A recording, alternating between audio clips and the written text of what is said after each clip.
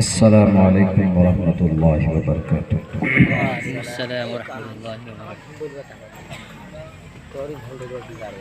अल्हम्दुलिल्लाहिल्लज़ी ला मिस्ल लहू व ला मिसाल लहू वस्सलातु वस्सलामु अला मन ला नबिय्य बअदहू। क़ाल अल्लाहु तबारक व तआला फ़िल क़ुरआनिल मजीद इन्ना नहनु नज़्ज़लना ज़िक्र व इन्ना लहू लहाफ़िज़ून। व क़ाल अल्लाहु तबारक व तआला ला तुहर्रिक बिही लिसानक लितअजल बिही इन्ना अलैना जमअहू व क़ुरआनहू। व क़ाल अल्लाहु तबारक व तआला अलिफ लाम मीम ज़ालिकल किताबु ला रैब फ़ीहि हुदल लिलमुत्तक़ीन। क़ाल नबी सल्लल्लाहु अलैहि वसल्लम खैरुकुम मन तअल्लमल क़ुरआन व अल्लमह। व क़ाल नबी सल्लल्लाहु अलैहि वसल्लम तलबुल इल्म फ़रीज़तुन अला कुल्लि मुस्लिम औ कमा क़ाल नबी अलैहि सलातु वस्सलाम। Praise be to Allah, peace and blessings on the Prophet of Allah subhanahu wa ta'ala, his descendants and all of his companions. We seek refuge in Allah from Satan the rejected and accursed, in the name of Allah, the most gracious, the most benevolent, the most compassionate, the most merciful. O my Lord, expand me my breast, ease my task for me. Remove the impediment from my speech so they may understand what I say.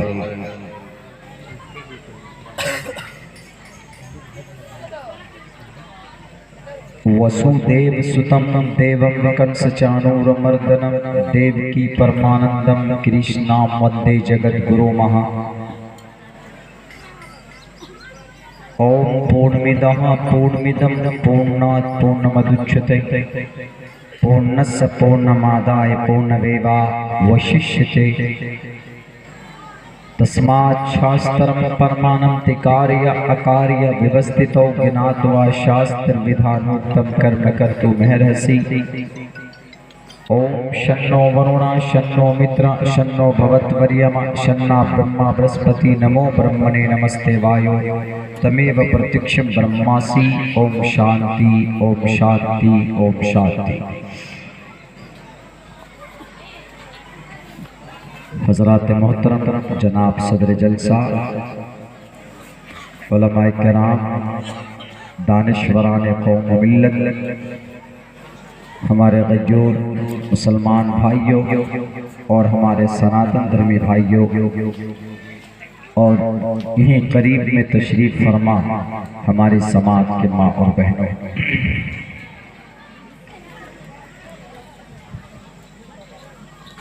मगरबी चंपारण के इस हल्के में, इस area, बल्कि मेरे घर से लेकर आपके यहाँ तक 408 किलोमीटर का फासला, और मैं समझता हूँ कि मैं जब से प्रोग्राम में आ रहा हूँ चंपारण की धरती पर, ये मेरा सबसे लंबा और सबसे लॉन्ग जर्नी आज का रहा है। मेरे लिए बहुत आसान हो गया इस माने का, क्योंकि आपका ये जलसा दस्तारबंदी की निस्बत पर मुनाकिद की जा रही है और आपके सामने, आपके बीच, आपके स्टेज पर दो हाफिज़ कुरान बैठे हुए। मेरे दिल में कभी आ रहा था कि मैं इस प्रोग्राम में नहीं शरीक हो पाऊंगा। मैंने ख्वाहिश भी जाहिर की थी एक दो मरतबा नकीब जलसा शेख मोहतरम बड़े भाई मौलाना जाहिद कमर साहब जो बैठे हुए हैं, जिन्होंने मेरे नाम की तरतीब भी बदल दी। अब्दुल्ला कमर सालिम, मेरा नाम असल में है अब्दुल्ला सालिम कमर, शुक्रिया। असल में नाम इतना बड़ा है कि कंफ्यूज हो जाता है। अब्दुल्ला सालिम, मेरा रियल नाम सालिम है। Abdullah Darul Deoband, when I was used to study in दौरा हदीस, जब दारुल देवबंद में था तो बुखारी शरीफ की एक हदीस सामने से गुजरी, इन्ना अहब्बुल अस्मा इलल्लाहि अब्दुल्ला अब्दुर्रहमान, कि अल्लाह को नाम दो पसंद है, दो नाम ज़्यादा पसंद है, एक अब्दुल्ला एक अब्दुर्रहमान। तब से शौक़ पैदा हुआ कि जब अल्लाह को दो नाम पसंद है तो वही दो में से एक नाम को जोड़िए अपने साथ। तब से मैंने अब्दुल्ला को जोड़ा, अब्दुल्ला सालिम। कमर मेरे वालिद मोहतरम हज़रत मौलाना हाजी कमरुल हुदा साहब, तो वहाँ से लेके मैंने कमर को लगाया अब्दुल्ला सालिम कमर। ये तरतीब है मेरे नाम की। थोड़ा लंबा होने की वजह से लोग कंफ्यूज हो जाते हैं। बहुत सी जगह पर अब्दुल्ला कमर सालिम अब्दुल्ला, कहीं पर सालिम कमर अब्दुल्ला, कहीं कुछ, तो वही तरतीब, वही कंफ्यूजन शायद कारी साहब को हो गई। बहरहाल कारी साहब का इसरार और ज़िद के नहीं, दस्तारबंदी का प्रोग्राम है, आपको पहुंचना पड़ेगा। तो आपके इस जलसे में मैं तकरीबन 9:15 साढ़े 9 के बीच पहुंचा। बड़ी खुशी हुई इसलिए कि ये जलसा दस्तारबंदी की निस्बत से बंधा हुआ है। मैं समझता हूँ कि जलसों में सबसे कामयाब जलसा अकॉर्डिंग टू माई ओपिनियन, मेरे हिसाब से दस्तारबंदी का जलसा होता है, क्योंकि इस जलसे में इस तरह के जहाँ पर जलसे जुलूस होते हैं वहाँ पर अल्लाह के कुरान के मुहाफिज तैयार होते हैं। वो कुरान जो संपूर्ण जगत का, पूरी दुनिया के अंदर सबसे बेस्ट और सबसे बेहतरीन किताब है। आप दुनिया की किसी भी किताब का 2 चैप्टर ढंग से याद करके दिखा दीजिए, मैं आपको मान जाऊँ। किसी भी किताब के 2 चैप्टर, यहाँ तक के 2 पेज, 2 सफ़हात आप आसानी से याद नहीं कर सकते। ये कुरान है कि बच्चों ने 6666 आयत अपने सीने में बसाया, और दुनिया की एक वाहिद किताब है कि जिसको याद करने पर और जिसको पढ़ने पर सवाब है, वरना दुनिया की और कोई किताब या कोई ग्रंथ उसको पढ़ने से, उसका विश्लेषण करने से कोई पुण्य नहीं है। सिर्फ कुरान है कि जिसके पढ़ने से, जिसके देखने से और जिसका वर्णन करने से और जिसको अकीदत के साथ सीने पे लगाने से, मोहब्बत के साथ अल्लाह तबारक व तआला नेकियां अता फरमाता है।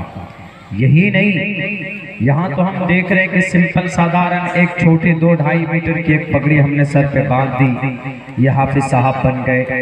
इनका नाम आज से हाफिज कुरान हो गया। हाफिज जी हम बोलेंगे। इनका मकाम और मर्तबा देखना है तो मोहम्मद रसूलुल्लाह की हदीस शरीफ पढ़िए, और कल क़यामत में जो मकाम इनका होगा, मैं दावे के साथ कह सकता हूँ कि दुनिया के बड़े से बड़े करोड़पति, उद्योगपति, डॉक्टर, प्रोफेसर जो होंगे, उनका वो मकाम नहीं होगा जो मकाम इन हाफिज कुरान का होगा मरने के बाद। क्या मकाम? मरने के बाद सबसे बड़ा मसला तो ये होगा कि इंसान स्वर्ग में जाएगा कि नहीं जाएगा। हमारे हिंदू भाई स्वर्ग के लिए परेशान और हमारे मुस्लिम भाई जन्नत के लिए परेशान कि मरेंगे, मुक्ति मिलेगी कि नहीं मिलेगी। In the first time everyone will be wanted, सबके सब चाहेंगे कि the first of all into the paradise and स्वर्ग, जन्नत जाएं, मुक्ति मिल जाए, परम पद को प्राप्त कर लें, अजीम कामयाबी को प्राप्त कर लें। लेकिन हाफिज कुरान का वो मर्तबा है कि मरने के बाद हश्र के मैदान में, मुल्क शाम हश्र का मैदान बनेगा, उस हश्र के मैदान में ये हाफिज कुरान, इनको कोई खौफ और कोई दिक्कत, कोई परेशानी नहीं होगी। अल्लाह इनसे कहेगा कि तुमको डरने की या घबराने की जरूरत नहीं। ए हाफिज कुरान, तुमने मदरसे में जाकर मेरे कुरान को तुमने याद किया, सीने में बसाया और पूरी जिंदगी तुम इसको पढ़ते रहे।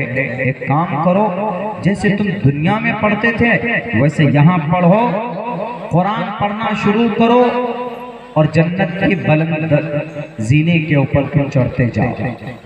पढ़ो और स्वर्ग की तरफ जाते हो, एक सर्टिफिकेट। लेकिन अकेले भी मत जाओ, अपने खानदान के 10 अफराद को भी साथ में ले लो। उन अफराद को जिन पर जहन्नम वाजिब और जरूरी है। एक कुरान को याद करने की वजह से बशारत ये दी गई, अपने आप हाफिज जन्नत नहीं जाए, 10 ऐसे आदमियों को जन्नत लेकर जाएगा जिस पर जहन्नम वाजिब हो चुकी है। This person has been detained, go to the hell, कि यह आदमी जहन्नम जाए। फैसला हो गया कि अल्लाह जो 10 आदमी का आपने इंतखाब किया सब के सब जहन्नमी, तो अल्लाह कहेगा कोई बात नहीं, जो जन्नती होगा तो कोई वही नहीं। एतराज जहन्नमी पर कि जहन्नमी है, उसके बावजूद भी यहाँ हाफिज़ कुरान से कहा जाएगा कि 10 अफराद को दोनों हाथों से पकड़ो, माँ बाप पहले, और माँ बाप को और मकाम दिया जाएगा। वो माँ बाप को क्या मकाम दिया जाएगा? दुनिया के अंदर ठेला चलाते थे, लेकिन कल क़यामत में हाफिज़ कुरान का अब्बा था, तो इस हिफ्ज़ करने की बदौलत इसकी वजह से उसके माँ बाप के सर में ऐसा ताज, रोशन ताज पहनाया जाएगा। बहुत मशहूर रिवायत है, हम लोग जलसों में तकरीरों में सुनते हैं, आज भी बयान कर रहा हूँ। ये सिर्फ सुनने की या ये सिर्फ बहुत ज़्यादा सुनने वाली हदीस है, ऐसा नहीं। ये ऐसी हदीस है कि ऐसा रोशन ताज पहनाया जाएगा कि सूरज और चांद की रोशनी उसके सामने फीकी होगी। लोग कहेंगे कि कौन है ये, Who's this person? ये तो ठेला चलाता था हमारे गांव में, बेतिया शहर में मजदूरी करता था, और आज इसके सर में रोशन ताज है। तब आवाज आएगी कि ये वो इंसान है कि जिसने अपने बेटे को मदरसे के अंदर भेजकर हाफिज़ कुरान बना था। उसी की बदौलत, उसी की वजह से आज इसको रोशन ताज पहनाया जा रहा है। और सुनो, तुम तो लखपति करोड़पति थे दुनिया में, तुम तो जमींदार थे, तुम तो मुखिया थे, तुम तो सरपंच थे, बड़े माने जाते थे,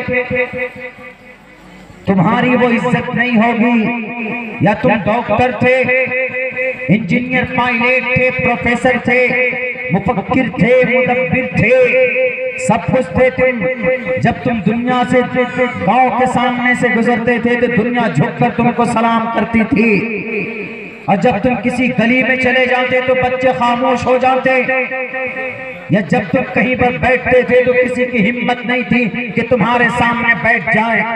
लेकिन आज तुम्हारी वो इज्जत नहीं है, तुम नाक के बल वहां पर जमीन पर अपने नाक को रगड़ोगे, फिर भी वो मकाम हासिल नहीं होगा जो एक हाफिज़ कुरान को अल्लाह तबारक व तआला कल क़यामत में देगा, उसको भी उसके माँ बाप को। बड़ी छोटी सी बात हम समझते हैं कि नहीं, एक हाफिज बना है, 5-6 हज़ार रुपए महीना कमाएगा, चला जाएगा, बहुत गरीब है, बहुत कमजोर है। नहीं अंदाजा लगा सकते हम इनकी फजीलत का, इनके एहतराम का और इनके इकराम का। बस सिर्फ जब ही पता चल सकता है जब हम अल्लाह के नबी अलैहिस्सलातु वस्सलाम की अहादीस को पढ़ेंगे, जब उनकी फजीलत को पढ़ेंगे, तब हमें पता चलेगा। ये एजाज और इकराम सिर्फ इस बात पर है कि ये अल्लाह का कलाम है, ईश्वर का फरमान है, और ये ऐसी किताब है जिसमें कोई शक नहीं। कल मरने के बाद क़यामत में कहा जाएगा, हाफिज़ कुरान जाओ, जन्नत के सीढ़ियों पे चढ़ता जा और कुरान पढ़ता जा जैसे तू दुनिया में पढ़ा करता था। रमजान के महीने में तरावी में पढ़ता था, सुबह तिलावत करता था फजर की नमाज के बाद, या जब तुझे फुर्सत मिलती थी तू कुरान पढ़ता था। उसके इवज में, उसके बदले में और उसकी वजह से तुमको ये सम्मान दिया जा रहा है। जाओ 10 आदमियों को जहन्नम से निकाल कर जहन्नम की सर्टिफिकेट उसके हाथ से फेंक कर उसको जन्नत में लेकर जाओ, दोनों हाथ में पकड़कर वो आदमी एकदम खरामा खरामा चलता रहेगा, जन्नत के दरवाजों के तरफ, बुलंद दरवाजों के तरफ बढ़ता रहेगा। मेरे भाइयों, दुनिया में किसी को भी इतना मकाम कल क़यामत में नहीं मिलने वाला जितना सिर्फ एक हाफिज कुरान के माँ बाप को और उनको खुद अल्लाह तबारक व तआला अता करने वाला। हम बहुत मामूली समझते हैं, बहुत मामूली समझते हैं कि नहीं ये तो बहुत मामूली सी बात, ये जमानत है। याद कर लीजिए मेरी इन बातों को अपने जहन में, दिमाग में बिठा लीजिए। अगर ये फजीलत और ये मकाम नहीं होगा मरने के बाद तो आप हमको कल हश्र के मैदान में हम भी रहेंगे पूछिएगा। अल्हम्दुलिल्लाह, I want to be proud, I am proud to be a हाफिज कुरान। I am also हाफिज कुरान। हम भी हाफिज कुरान, हमारे घर में 2 हाफिज कुरान, बल्कि 2.5 हाफिज कुरान है। एक हमारे मौलाना साहब है, छोटे भाई, 15 पारा हिफ्ज करके फुर्सत नहीं मिली उनको, लेकिन वही 15 पारा याद। हाँ, फिर ये भी है कि कोई आदमी हाफिज कुरान ऐसा है कि कुरान पाक को हिफ्ज़ किया, भूल गया, छोड़ दिया, कोई अहमियत और कोई हैसियत नहीं है, तो अल्लाह के नबी अलैहिस्सलातु वस्सलाम फरमाते हैं कि बहुत ख़तरनाक मुहलिक बीमारी देकर अल्लाह तबारक व तआला कल क़यामत में उसको उठाएगा। हमारी माँ और बहनों, आप अपने बच्चे को हाफिज़ कुरान बनाइए, हाफिज़ कुरान बना करके मास्टर बनाइए उसको। हाफिज़ कुरान बनाने के बाद इंग्लिश मीडियम में पढ़ाएं, मना नहीं, लेकिन कम से कम अपने बच्चे को हाफिज़ कुरान जरूर बनाएं। मामूली बात नहीं है कि बच्चा सीने में 3,22,000 अल्फाज को बसाया। पहाड़ के ऊपर अगर इस कुरान को नाजिल किया जाता तो वो पहाड़ रेजा रेजा हो जाता। लौ अंज़लना हाज़ल कुरान अला जबलिन लरअयता खाशिअन मुतसद्दिअन मिन खश्यतिल्लाह। अल्लाह फरमाते हैं कि अगर इस कुरान को पहाड़ पर, हिमालय पर्वत पर अगर नाजिल किया जाता, दुनिया का सबसे महान पर्वत हिमालय पहाड़, सबसे बड़ा, सबसे लंबा और चौड़ा, हिस्ट्री के एतबार से अगर उस पहाड़ के ऊपर भी कुरान को नाजिल कर दिया जाता तो पहाड़ रेजा रेजा हो जाता। लेकिन इंसान का दिल है कि उसके बोझ को बर्दाश्त करता है। अल्लाह के नबी अलैहिस्सलातु वस्सलाम के दिल में, क़ल्ब अतहर पर इस कुरान करीम को नाजिल किया गया। ये इंसान का दिल, अल्लाह ने इस कुरान की हिफाजत के लिए इंसान के दिल को चुना। हिफाजत कौन कर रहा? अल्लाह कर रहा। आपने देखा होगा कि आप अगर 1 लाख रुपए आप किसी अलमारी में रखते हैं तो उस अलमारी की खुद ब खुद निगरानी करते हैं। हाफिज कुरान के सीने में अगर कुरान करीम जाएगा तो कुरान की हिफाजत अल्लाह खुद करता है, तो क्या उस हाफिज कुरान की भी हिफाजत होगी कि नहीं होगी? बताइए। एकदम जरूर होगी। आजकल हम लोग बिल्कुल सिंपल साधारण, नहीं जी क्या हाफिज कुरान बनाएंगे बच्चों को, आलिम दीन बनाएंगे बच्चों को, पैसा ज्यादा नहीं कमाएगा।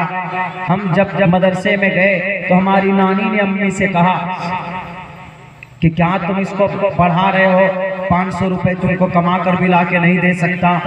ये हाफिज कुरान बना रहे हो, उसको आलिम दीन बना रहे, इसको भेजो, तुम्हारे पास किस चीज की कमी? हमारे अब्बा गवर्नमेंट टीचर रिटायर हो गए सन 2016।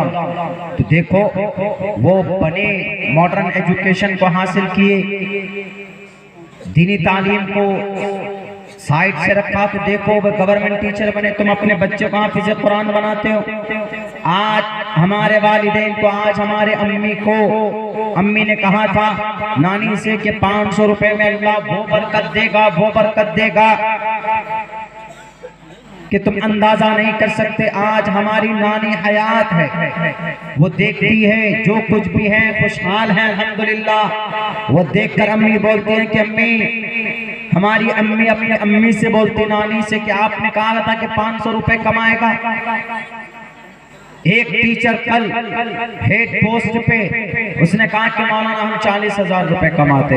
हमने कहा कि आप 40,000 कमाते हैं, हाफिज कुरान मदरसे में रहकर 4,000 रुपए कमाते। वो भी इतने आसानी से नहीं कमाते। मोहतरम साहब से पूछिए कि एक हाफिज कुरान को, एक उस्ताद को तनख्वाह देने में कितने पसीने छूट जाते हैं उनके, जोड़ते हैं, कितनी मेहनत करते हैं, इधर से चंदा लाते हैं, उधर से चंदा लाते हैं, तब उस्ताद को पकड़ाते नहीं होता, कहते हैं हाफिज साहब ये रसीद लीजिए, जाकर चंदा करके अपनी तनख्वाह पूरी कीजिए। 4000 5000, हद से हद 8000, बहुत खुशहाल इदारा है तो 10,000, उससे ज्यादा तो मैं नहीं समझता हूँ कि बिहार की धरती में कोई तनख्वाह किसी उस्ताद की, किसी कारी की, किसी हाफिज कुरान की हो सकती नहीं होगी। लेकिन अल्लाह इतनी बरकत देता है कि जो 5,000 में इनका काम महीने में हो जाता है, वो बड़े बड़े टीचर्स हैं उनके पूरे नहीं होते 40,000 50,000। ये इस किताब की बरकत है, ये इस किताब की नूरानियत है। हमारे समाज के माँ और बहनों और हमारे मुस्लिम भाइयों, दिल पे ये ठान लीजिए कि अल्लाह तबारक व तआला की इस पाक किताब को याद करने के लिए हम अपने बच्चे को हाफिज कुरान बनाएंगे इंशाअल्लाह। जब आपका बच्चा हाफिज कुरान बनेगा, हाफिज कुरान आपके घर में होगा, तो आपके घर की भी हिफाजत अल्लाह तबारक व तआला करेंगे, क्योंकि अल्लाह तबारक व तआला ने कहा है किसी किताब को अल्लाह ने तौरात को नाजिल किया लेकिन हिफाजत की जिम्मेदारी नहीं ली, तौरात पूरे के पूरे बदल दिया जाता है। इंजील को अल्लाह तबारक व तआला ने नाजिल किया, ज़बूर को अल्लाह ने नाजिल किया, लेकिन इन ये किताबें आज महफूज नहीं। आप देख लीजिए तौरात का पूरा नाम बदल दिया। क्या नाम रखा? अहदे जदीद, अहदे कदीम। इंजील का क्या नाम रखा? बाइबल। कभी कभी तो अहदे जदीद, अहदे कदीम और इंजील सबको मिलाकर बाइबल बोलते, गटमट कर दिया, मिला दिया सबको। यहूदी ने अपनी किताब को और क्रिश्चियन ने अपनी किताब को मिला दिया, पता ही नहीं चलता कि कौन सा तौरात और कौन सा इंजील, मिला दिए गए। हालांकि अल्लाह की तरफ से ये किताबें भेजी गई, अल्लाह तबारक व तआला के तरफ से वही की गई। इन किताबों को हजरत मूसा और हजरत ईसा के ऊपर नाजिल की गई कि अपने कौम के लोगों को बताओ कि तुमको क्या करना है दुनिया के अंदर। और फिर ज़बूर हजरत दाऊद, वो हजरत दाऊद जो अपने हाथ में लोहे को पिघलाकर तांबा बनाया करते थे, वो हजरत दाऊद की किताब तौरात, उन ज़बूर उनके ऊपर नाजिल की गई। उसके बावजूद, अल्लाह की किताब होने के बावजूद, अल्लाह का कलाम होने के बावजूद वो किताबें महफूज नहीं है। आज आप ढूंढेंगे तो आपके सर के बाल सफेद हो जाएंगे, आपकी जूतियां घिस जाएंगी, लेकिन आप नहीं ढूंढ सकते जो उनके ऑथेंटिक बुक थे जो हजारों साल पहले नाजिल किए गए। क्यों? क्योंकि अल्लाह ने नाजिल तो किया, ये कहा कि मैं भेज रहा हूँ, I send down to the earth and to teach the people what is wrong, what is right। मैं भेज तो रहा हूँ दुनिया के अंदर सिर्फ बताने के लिए क्या गलत है क्या सही है, लोग कैसे जिंदगी गुजारेंगे। जैसे हिंदू भाई के लिए तस्मात् शास्त्रम प्रमाणम तिकारिया, कौन सा काम करना है कौन सा काम नहीं करना।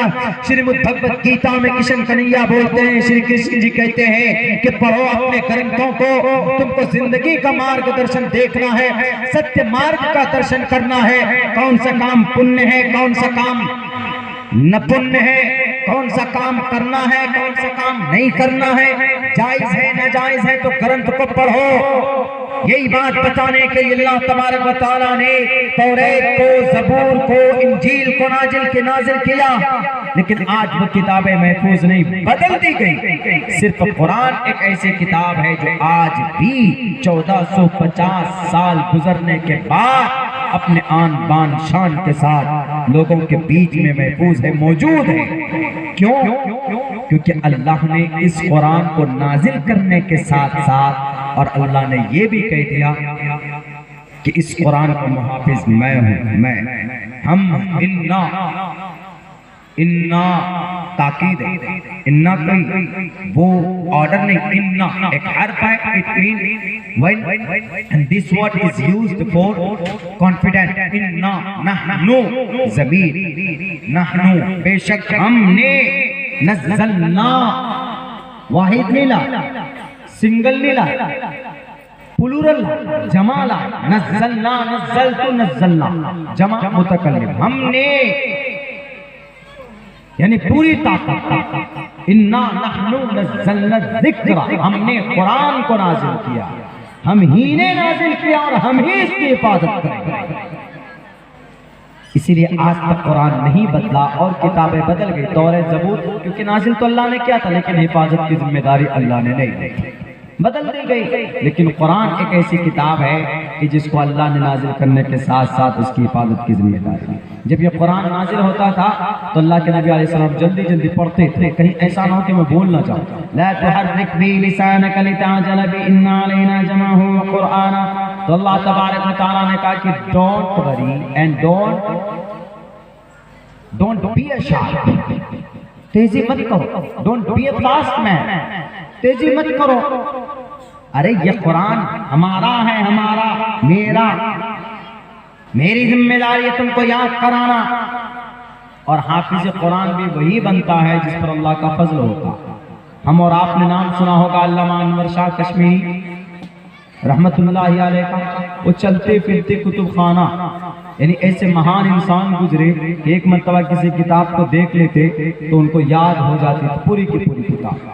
उलमाए दारुल देवबंद ने बात कही कि अगर सारे कुतुब खाने हमारे इंडिया के जला दिए जाएं सारी किताबें, तो जो किताबें अल्लामा अनवर शाह पढ़ी है कि दोबारा हमारे पास अगर ये कहेंगे कि वो किताबें हमको चाहिए तो वो किताबें लिख कर दे सकते थे, इतनी ज़हीन और बदीन थे। एक मरतबा देखा, याद हो गई, पूरी जिंदगी इस हसरत में गुजर गई उनकी, वहां हाफिज कुरान नहीं बन पाया। इतने ज़हीन के मारे हाफिज कुरान नहीं बन पाया। वो छोड़िए, मौलाना वली रहमानी रहमतुल्लाह अलैह, अमीर शरीयत, मौलाना मिन्नतुल्लाह रहमान, मौलाना जौहर, मौलाना अभी उनके पुत्र अमीर शरीयत, इनका कहां से मिलता है? कुतुबुल अक़दार शेख अब्दुल कादिर जीलानी, उसकी दुनिया तसव्वुफ की दुनिया के बड़े इमाम माने जाते हैं, उनसे जाकर उनका वो मिलता है। अब्दुल कादिर जीलानी इतने बड़े अल्लाह के वली, और इन हमारे अमीर शरीयत की इनकी जिंदगी के अंदर देख लीजिए, पूरी इनका नसबनामा वहां पे मिलता है। कोई भी इनके खानदान में, इनके पूर्वज में हाफिज कुरान नहीं बना, हालांकि बड़े बड़े अल्लाह वाले बने। मौलाना वली रहमानी साहब एक रोल मॉडल थे भारत के लिए, बहादुर आदमी थे, लेकिन इनके पूरे शजरे में कहीं पर कोई हाफिज नहीं मिलेगा आपको। क्यों? अल्लाह का फजल ही नहीं है। हम और आप चाहकर भी नहीं बन सकते, जिसको अल्लाह चुन लेता है वही हाफिज कुरान बनता है। हमारे हिंदू भाई यहाँ पर बैठे, मैंने एक मंत्र पढ़ी, वो इसी कुरान करीम के ताल्लुक से उसको समझाना चाहता हूँ। वो ये है, ओम पूर्णमिदः पूर्णमिदं पूर्णात् पूर्णमुदच्यते।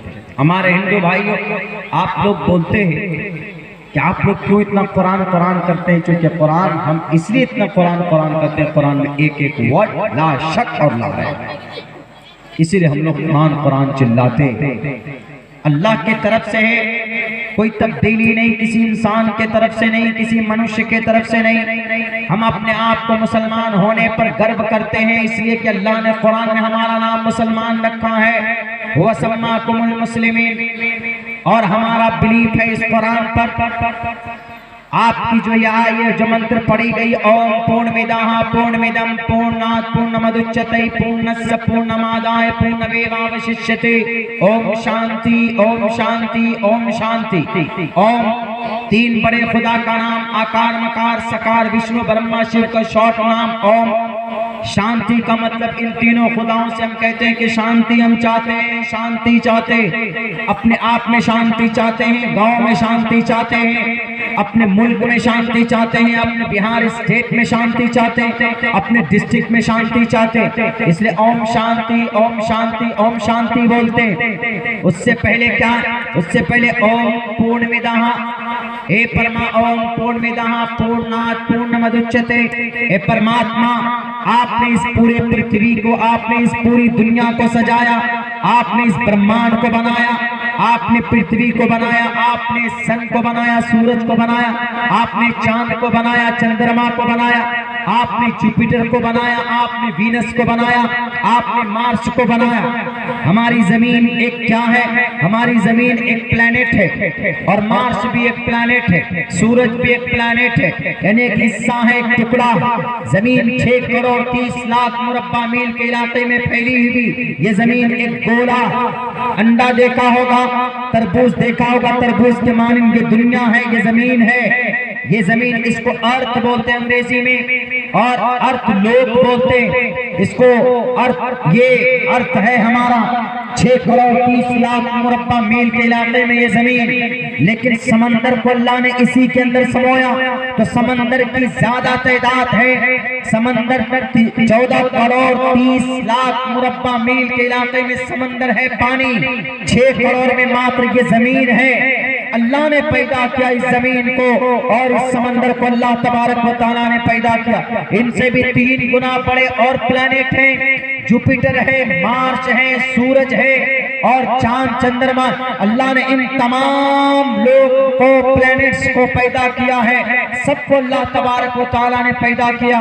अल्लाह वो परमात्मा ओम पूर्णमिदः पूर्णात्, जिसने पूरी दुनिया को पैदा किया, आसमान को, जमीन को, चांद को, सूरज को, सैयारे को, सितारे को पैदा किया। लेकिन जब वो चाहेगा इस पूरी की पूरी धरती को नष्ट करेगा, खत्म कर देगा। इस मंत्र में ये बात कही गई। आपके यहाँ क्या बोलते हैं इस ताबीर को? महाप्रलय। हम लोग इसी महाप्रलय को क़यामत बोलते हैं और ये कुरान करीम ने हमें बताया कि उसको क़यामत कहा जाता है। या अय्युहन्नासु इत्तक़ू रब्बकुम इन्न ज़ल्ज़लतस्साअति शैउन अज़ीम। सूरह हज 17 पारे के अंदर शुरुआत की आयत, या अय्युहन्नास, ए हिंदुओं, ए मुसलमानों, ए क्रिश्चियनों, ए जैनिज़मों, ए बुद्धिस्टों, सबको मुखातब। या अय्युहन्नास, ओम पूर्णमिदः पूर्णमिदम्, ए परमात्मा, ए ईश्वरा, आपने इस धरती को बनाया, इसको खत्म करेंगे। कुरान कहता है, यह आयत कहती है, या अय्युहन्नासु इत्तक़ू रब्बकुम इन्न ज़ल्ज़लतस्साअति शैउन अज़ीम, कि अपने रब से डरो क्योंकि क़यामत जब आएगी, अर्थक्वेक, इन्न ज़ल्ज़लतस्साअ, जब क़यामत आएगी। हम क़यामत बोलते हैं, हिंदू भाइयों के यहाँ इसको क्या बोलते हैं? महाप्रलय। बहुत आसान। आज मैं आ रहा था गाड़ी लेके, तो न्यूज चला के रखे हुए थे हम, तो उस न्यूज में आज टीवी में एक नई नाम लूंगा उस चैनल का, क्या बात कर रहे थे कि मौलाना आप लोग अकीदे को ज्यादा मानते हो, आप लोग कुरान को ज्यादा मानते हो, संविधान को कम मानते हो। एक मौलाना साहब थे, उसमें कोई प्रोफेसर टाइप के थे, तो बैरक उन्होंने जो जवाब दिया मुझे तसल्ली नहीं। मैं भी कहता हूँ अकीदा एक आस्था एक ऐसी चीज है कि आदमी सब कुछ कुर्बान कर सकता लेकिन अपने आस्था को कुर्बान नहीं करता।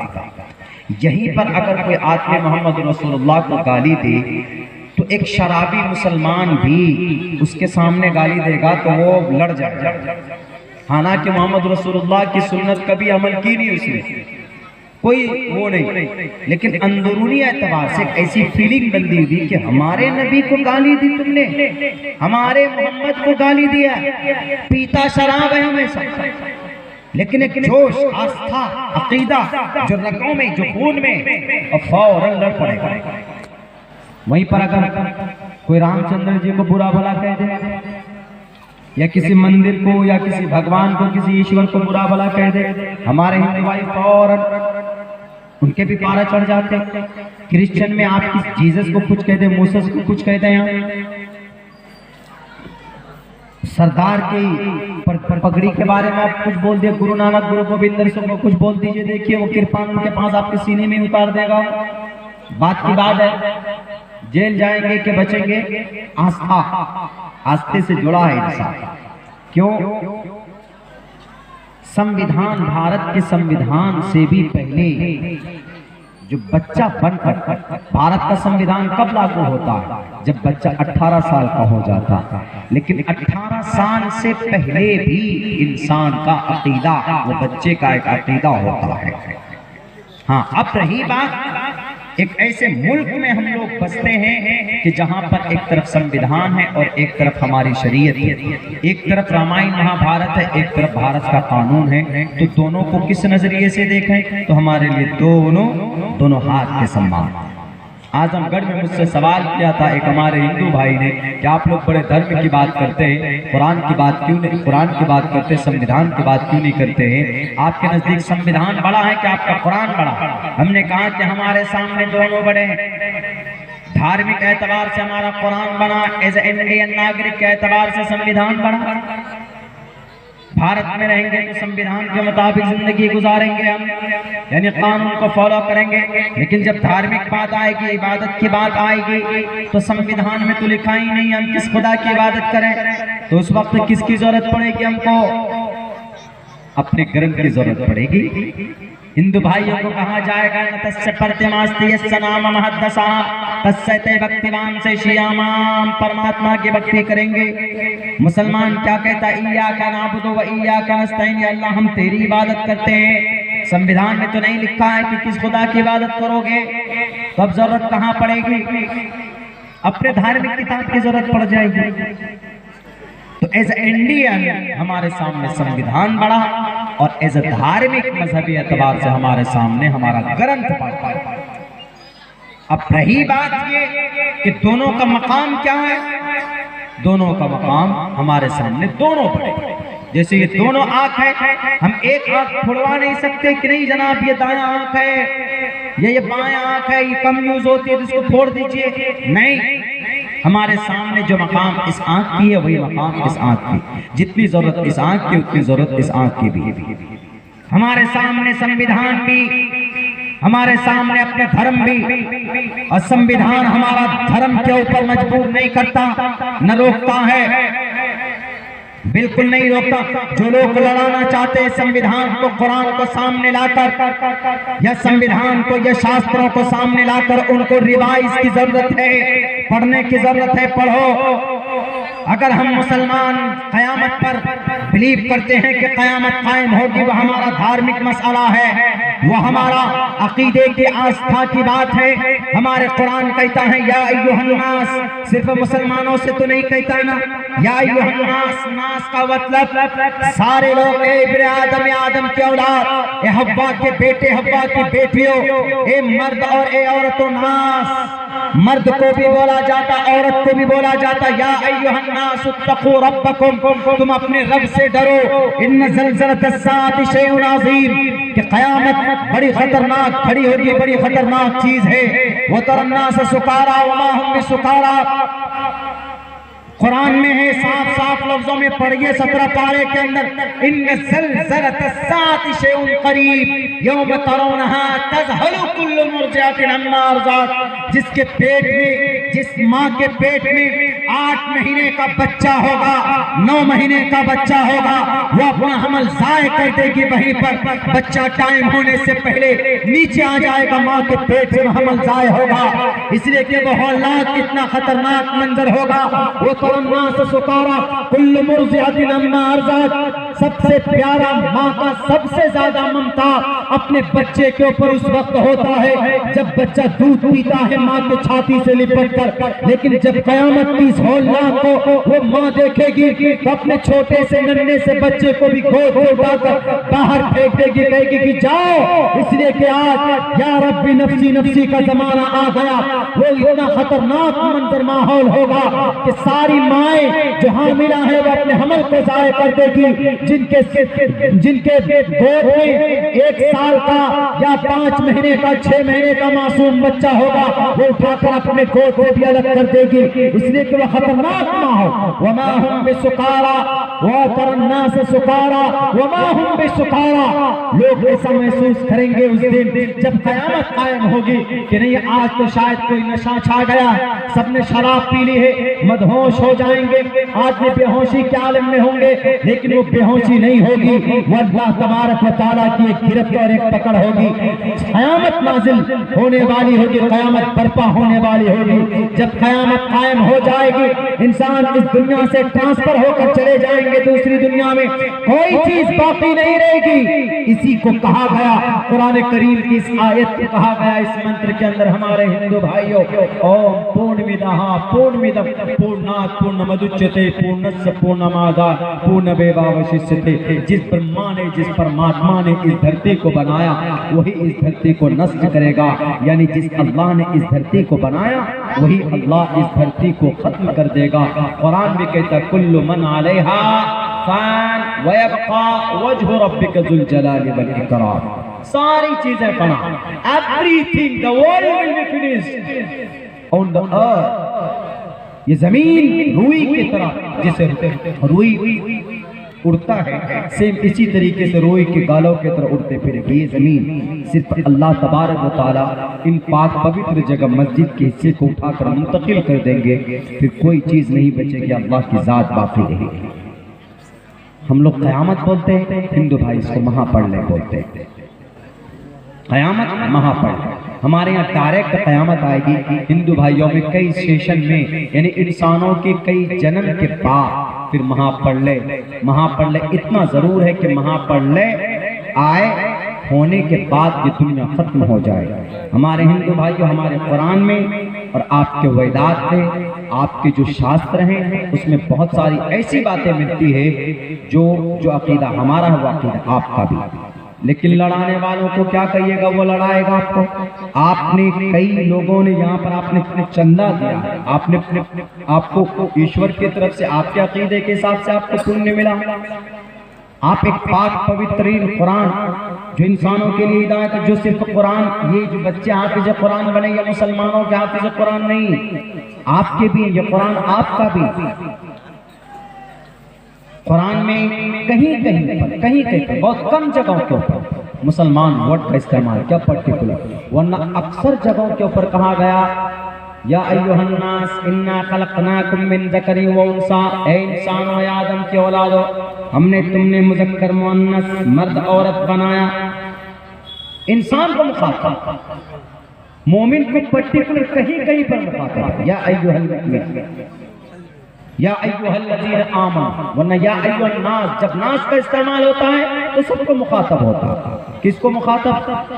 मुसलमान को मुखातब, हिंदू को मुखातब, क्रिश्चियन को, जैन को मुखातब, सबको मुखातब। हमारे समाज के मुस्लिम भाइयों,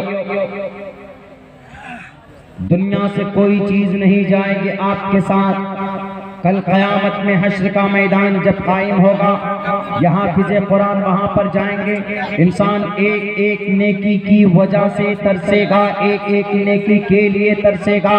अल्लाह का कुरान कहता है यौम यफ़िर्रुल मर्उ मिन अख़ीही व उम्मिही व अबीही व साहिबतिही व बनी। आपको एक नेकी की जरूरत पड़ेगी, आपके बच्चे आपको साथ नहीं देंगे, आपके बेटे आपको देखकर भाग जाएंगे, आपका शौहर आपका साथ छोड़ देगा। इसीलिए इस दुनिया के अंदर मरने से पहले मौत की तैयारी कीजिए और अपना अमल इतना बना करके इस दुनिया से जाइए। और मैं तो ये कहूँगा कि आपका बच्चा, अगर आपके घर में आपका लड़का है, अल्लाह ने आपको लड़का अता किया है, तो आप उसको हाफिज कुरान जरूर बनाइए। और जो हाफिज कुरान बनता है, मैं उन तमाम हुफ़ाज़ से ये कहूँगा कि आप अपने कुरान करीम को सिर्फ तरावी की नमाज के लिए खास मत करो कि नहीं तरावी का महीना आया, रमजान आया तो 10 दिन की तरावी सुनाने के लिए अब कुरान याद कर रहे हैं। कंटिन्यू मुस्तकिल उस कुरान को पढ़िए। ये कुरान जितना पढ़ेंगे, कुरान करीम की जितनी तिलावत करेंगे, गोया आप अल्लाह तबारक व तआला से हम कलाम होते। ये कुरान किसी इंसान का कलाम तो है नहीं, ये कुरान तो रब का कलाम है, ये कुरान तो ईश्वरीय ग्रंथ है, ये कुरान तो परमात्मा का अंतिम संविधान है। अंतिम संदेशता के जरिए अंतिम महर्षि, अंतिम अवतार प्रोफेट मोहम्मद रसूलुल्लाह के ऊपर यह कुरान करीम नाजिल किया गया। हमारे समाज के मुस्लिम भाइयों और हमारे समाज के नॉन मुस्लिम भाइयों, हम आपको भी दावत पेश करते हैं कि आप इस कुरान करीम को पढ़िए। लोग तो खामखा इस कुरान पर एतराज कर देते हैं कि आपका कुरान मौलाना कैसे पवित्र तरीन ग्रंथ हो सकता है, आपके कुरान में तो सिर्फ ऑर्डर है, आपके कुरान में सिर्फ नमाज का आदेश है, सिर्फ ज़कात ज़कात का आदेश है। आपके कुरान करीम के अंदर टेक्नोलॉजी नहीं है, आपके कुरान करीम के अंदर मॉडर्नाइजेशन नहीं है। मैं तो ये कहूंगा कि कुरान में इबादत है, कुरान में रियाजत है, कुरान में टेक्नोलॉजी है, कुरान में साइंस है। पूरी दुनिया के अंदर बड़े बड़े मसले का समाधान इस कुरान करीम ने किया।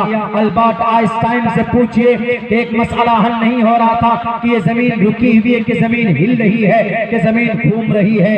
पूरे 1800 साल तक इस झगड़े के ऊपर कोई हल नहीं निकला, लेकिन अल्बर्ट आइंस्टाइन ने कहा कि ये जमीन घूम रही है, सूरज भी घूम रहा। किसी ने पूछा कि आपने ये थ्योरी कहां से पेश की? उन्होंने कहा कि कुरान पढ़ो मुसलमानों का एक ग्रंथ ऐसा है कि जो आज भी एक एक लफ्ज के साथ, एक एक ज़ेर ज़बर के साथ ये कुरान इस धरती के ऊपर कायम है, इस धरती के ऊपर महफूज है। कोई बदल नहीं सका है उस कुरान करीम को। बशारुल असद ने कोशिश की कुरान को बदलने की, खुद से बदल कर इस दुनिया से चला गया।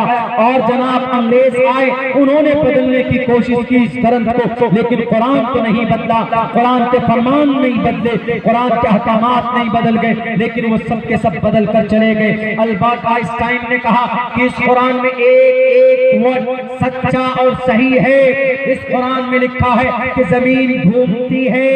इसलिए दुनिया वालों, जदीद साइंस का ये मानना है कि ये कुरान करीम ने जो बात कही वही बात जदीद साइंस वालों ने माना कि ये जमीन घूमती है, सूरज भी घूमता है। हुवल्लज़ी खलक़ल लैला वन्नहारा वश्शम्स वल्क़मर कुल्लुन फ़ी फ़लकिन यस्बहून, कि ये जमीन, आसमान, चांद, सूरज, सितारे ये सब घूमते हैं। कुरान इबादत की किताब सिर्फ नहीं है, कुरान करीम सिर्फ रियाजत की किताब नहीं है, कुरान करीम ताबीज़ की किताब नहीं है, कुरान करीम ताकों पर रखकर सजाने की किताब नहीं है, कुरान करीम सिर्फ मदरसों के अंदर बैठकर हाफिज कुरान बनाने के लिए नहीं है, बल्कि ये कुरान the all solution to the world, for the world, every burning issues and every burning issue is raging on the earth. जमीन के ऊपर जो बड़े बड़े मसाइल पैदा होते हैं, उन तमाम मसाइल का हल अगर कहीं पर है तो कुरान करीम के अंदर है। आज जिना के वारदात नहीं घट रहे, कुरान से पूछो कि कुरान हम जिना को कैसे कम करें, तो कुरान कहता है कि समाज की बेटियों से कहो कि निगाहें नीची रखे, समाज के मुस्लिम और नौजवानों से कहो कि वो अपनी निगाहें नीची रखे। जब दोनों निगाह नीचे रखेंगे नजरें नहीं मिलेगी, जब नजरें नहीं मिलेंगी तो राब्ता नहीं होगा, जब राब्ता नहीं होगा तो जिना के वारदात नहीं होंगे। कुरान करीम कहता वला तक़रबुज़ ज़िना इन्नहु कान फ़ाहिशा, किसी बेटे की इज्जत पर हाथ मत डालो, इसलिए कि बहुत बड़ा पाप है, बहुत बड़ा गुनाह है। इसकी इज्जत बहुत प्यारी चीज होती है, किसी की इज्जत हो, हिंदू के हो, मुसलमान की इज्जत हो कि क्रिश्चियन की इज्जत हो, कुरान करीम बताता है कि जिना से कैसे बचा जाए। दुनिया की किताबों से पूछिए, बाइबल से पूछिए, हमारे यहाँ तक कहूंगा कि हमारे हिंदू भाइयों के ग्रंथों से पूछिए, वो आपको नहीं बताएगा कि जिना से कैसे बचेंगे, लेकिन कुरान बताता है कि जिना से बचना है तो समाज की बेटियों से कहो कि पर्दे में रहे, समाज के नौजवानों से कहो कि पर्दे में रहे। जब पर्दे में आएंगे सब, बेटी मुशर्रा होगी, बेटी की शक्ल नजर नहीं आएगी, तो कोई लड़का ऐसा हमारी बेटी की तरफ देखेगा नहीं। और उसकी ब्यूटी को बाद जगहों के ऊपर आप कुछ एरिया में जाइए, कुछ एरिया में औरतें ऐसी होती है कि वो लिपस्टिक लगाकर पूरे चेहरे को खोलकर एकदम पाउडर सफेद बन जाएंगे, ब्यूटी ऑर्नामेंट करके, और बुर्का है बदन में, लेकिन ये शक्ल पूरी ऐसी खुली हुई, और फिर बाहर सड़कों में मार्केट में चले जाते। बराए नाम बुर्का पूरी बॉडी पर, जिस हिस्से को ढांपना था शक्ल को उसको नहीं ढांपते। हमारी माएँ बहनें, आप अपनी शक्ल को गैर महरम के सामने, पराया मर्द के सामने मार्केट में don't show. It is not my word, this is not my command, this is not my explanation. ये हमारे अल्फाज नहीं, ये अल्फाज कुरान के। Don't show a prophet Mohammed सल्लल्लाहु अलैहि वसल्लम से कहो, ऑर्डर दो टू द बिलीविंग वुमेन, किससे? मोमिना औरत से, कि डोंट शो योर ब्यूटी, अपनी खूबसूरती को, योर ऑर्नामेंट, अपनी खूबसूरती को, बनाओ श्रृंगार को, don't show in front of the stranger person, गैर महरम के सामने, पराया मर्द के सामने अपने चेहरे को मत खोलो। और लिपस्टिक लगाकर अगर क्रीम लगाकर जाते हैं तो ये तो और बवाल है और फितना है ये। क्यों कुरान क्यों इतनी फिक्र कर रहा है? कुरान को आपकी ब्यूटी की नहीं, आपकी इज्जत की, आपकी आबरू की परवाह है, आपके समाज के बैलेंस एक सिस्टम का परवाह है कुरान। इसीलिए कुरान कहता है। दुनिया की किसी किताब में लाल कृष्ण अडवाणी जी से पूछा गया कि जी जानी की क्या सजा होनी चाहिए, तो उन्होंने क्या कहा कि सजा मौत, डेथ पेनल्टी। कहा कि सर डेथ पेनल्टी होगी तो वो तो ठीक है, लेकिन इस बीमारी से कैसे बचेंगे, जिना से कैसे बच सकते हैं? एक सर्वे चलाया गया, उन्होंने कहा कि I have no idea. Europe से पूछा गया, यूरोप जो एक मुल्क नहीं, यूरोप में 27 कंट्री आते हैं, 27 कंट्री का एक यूरोप है। बहुत सारे लोगों को मालूम नहीं होना चाहिए। 27 कंट्रीज, मुल्कों का 27 ममालिक को मिलाकर यूरोप पर नाटो के अंदर बड़े बड़े, ये रशिया आज यूक्रेन पे बरसाया है, अमेरिका, चाइना, ये सब नाटो में आते हैं, जिनके पास बड़े बड़े हथियार हैं। रूस ने यूक्रेन की सिविलियंस को मारा, वहां के आम जनता को मारा। कोई रशिया को नहीं कहेगा कि तुम टेररिस्ट हो, तुम आतंकवाद, उनको कोई नहीं कहेगा। क्यों? डरते हैं ना सब। कोई मुल्क वाले नहीं कहेंगे कि तुम क्यों कर रहे हो, उनके लोगों को क्यों मार रहे। कहीं पर कोई दंगा, कहीं पर कोई फसाद होता तो सबसे पहले किसको कह दिया जाता है? आतंकवाद, मुसलमान। बहुत आसान, अल्लाह इंसाफ करेगा, मेरे करेगा। तो जब पूछा गया, यूरोप कंट्री से पूछा गया कि जिना से कैसे बचें, उन्होंने कहा कि आई हैव नो आइडिया, कोई खबर नहीं, कोई ऑप्शन नहीं हमारे पास। मेरे भाइयों, सिर्फ कुरान जो बताता चोरी से कैसे बचें, कोई है उपाय? दुनिया वालों से पूछो क्या है नो आइडिया, लेकिन कुरान से पूछे, कुरान करीम आइडिया बताता है कि मेरे पास है। दुनिया के बड़े बड़े मसाइल का समाधान डायरेक्ट या इनडायरेक्ट कुरान में। चोरी से कैसे बचेंगे? चोरी कब करता है आदमी? जब आदमी की गुर्बत बढ़ जाती है। अभी हमारे यहाँ 4-5 बाइक चोरी, सीरियल 4-5 बाइक, किसी की पल्सर, और फौरन हमारे यहाँ से बॉर्डर करीब है, जैसे आपके यहाँ से भी बॉर्डर बहुत करीब है, हमारे यहाँ से भी है बॉर्डर करीब, नेपाल का। चुराया, ट्रांसफर करके उसका इंजन बदल देते, या कोई पार्ट्स बदल करके, स्टिकर वगैरह वो करके, मडगार्ड बदल करके, डिग्गी वगैरह बदल करके भेज देते। 1 लाख की बाइक है तो 25,000 में ट्रांसफर कर देते। जब पकड़ा जाता है, देखा गया इतना गरीब जो भी कुछ कमाता है या तो शराब पी लेता। उससे जब पूछा गया, बोला कि हमारे पास कुछ है ही नहीं, सरकार ने कुछ दिया ही नहीं, गुर्बत है, इसीलिए हम लोग चोरी करते हैं। अब चोरी की जो सजा कुरान में बहुत खतरनाक है, हमारे हिंदू भाई कहेंगे कि अरे इतनी खतरनाक सजा की चोरी करने वाले के हाथ काटे जाएं, तो कुरान कहता है कि नहीं, ये बाद में है, चोरी करने के बाद है। लेकिन चोरी जहां से जिस वजह से होती है उस वजह को कुरान खत्म करता है। चोरी से बचने का सबसे बेहतर तरीका क्या है, इलाज क्या है? बहुत बेहतर इलाज, बहुत बेहतर तरीका अल्लाह ने कुरान में बयान किया। कुरान में ये बयान किया कि अल्लाह ने गांव के समाज में अगर 20 घर वाले, उनमें से 5 घर तो ऐसा जरूर होगा कि जिस पर ज़कात फर्ज है, और 20 घर में से 5 घर ऐसे जिस पर ज़कात फर्ज है, और कम से कम 5 घर ऐसा होगा कि जो ज़कात लेने के मुस्तहिक होंगे, गरीब होंगे।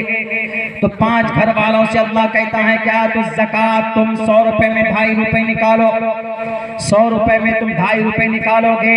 अगर लाखों की आमदनी है तो कम से कम 10,000 रुपए निकलेंगे, 5,000 रुपए निकलेंगे, 2,500 रुपए निकलेंगे।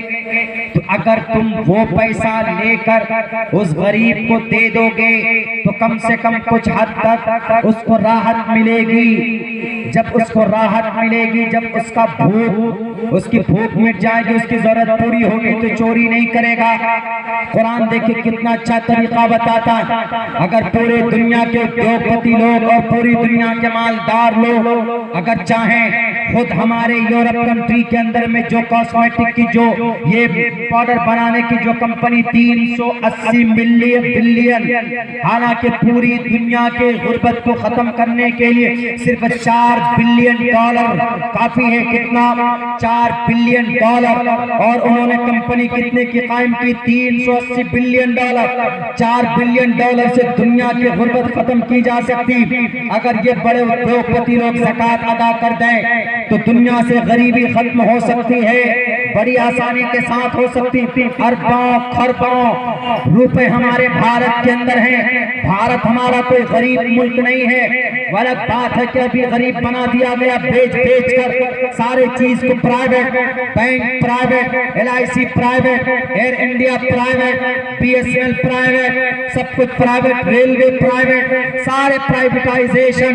प्राइवेट होने का मतलब अपनी मन मर्जी करेंगे वो। अगर आप रेलवे जाते, आप सरकारी किराया देते 10 रुपए, तो जब प्राइवेट इंसान के हाथ में जाएगा वो उसमें 1-2 पंखा बढ़ा देगा और कीमत में इजाफा कर देगा, किराए में 20 रुपए कर देगा। उस वक्त आप कुछ नहीं बोल सकते। क्यों? क्योंकि वो खुद मुख्तार है, उसको पैसा कमाना है। इसलिए प्राइवेटाइजेशन का हम लोग मुखालफत करते। बैंक में जाइए तो इंटरेस्ट आपको मिल जाता है 6%, आपको लोन मिल जाता है। शरीयत एतबार से जायज नहीं, लेकिन आम पूरे भारत में सिर्फ मुसलमान तो नहीं रहते ना, गैर मुस्लिम रहते, क्रिश्चियन रहते, जैन रहते, बौद्ध रहते। उनके लिए वहां पर इंटरेस्ट रेट, अगर आप 1 लाख रुपए जमा किए, FD कराया है, तो आपको जो मुनाफा मिलेगा 100 रुपए में सालाना आपको कितना मिलेगा? भी 6%, 6 रुपए आपको दिए जाते हैं उसके अंदर बढ़ोतरी करके। लेकिन जब प्राइवेटाइजेशन हो जाएगा तो ये इंटरेस्ट रेट घटकर 2%, 3% में आ जाएगा। आप अपने मन के हिसाब से बैंकों का इस्तेमाल नहीं कर पाएंगे, बल्कि बैंक जब चाहे आपके पैसों को भी रोक सकता है। मेरे ख्याल से प्राइवेटाइजेशन के खिलाफ सारे लोग हैं। भारत के अंदर 80% इंसान ऐसे हैं जो प्राइवेटाइजेशन, प्राइवेट किसी को बेच देना, रेलवे को बेच देना, LIC को बेच देना, एयर इंडिया को बेच देना और जनाब बैंकों को बेच देना, बड़ी बड़ी कंपनी। हम अभी कुछ दिनों पे 21 तारीख 22 तारीख को हम लखनऊ एयरपोर्ट में थे। लखनऊ एयरपोर्ट में बोर्डिंग के करीब जब गेट पे पहुंचते बोर्डिंग पास लेकर तो हम बैठे, तो वहां पर ये लिखा हुआ देखा हमने, अदानी एयरपोर्ट। हमने कहा था उत्तर प्रदेश में अदानी कहां से घुस गए भाई?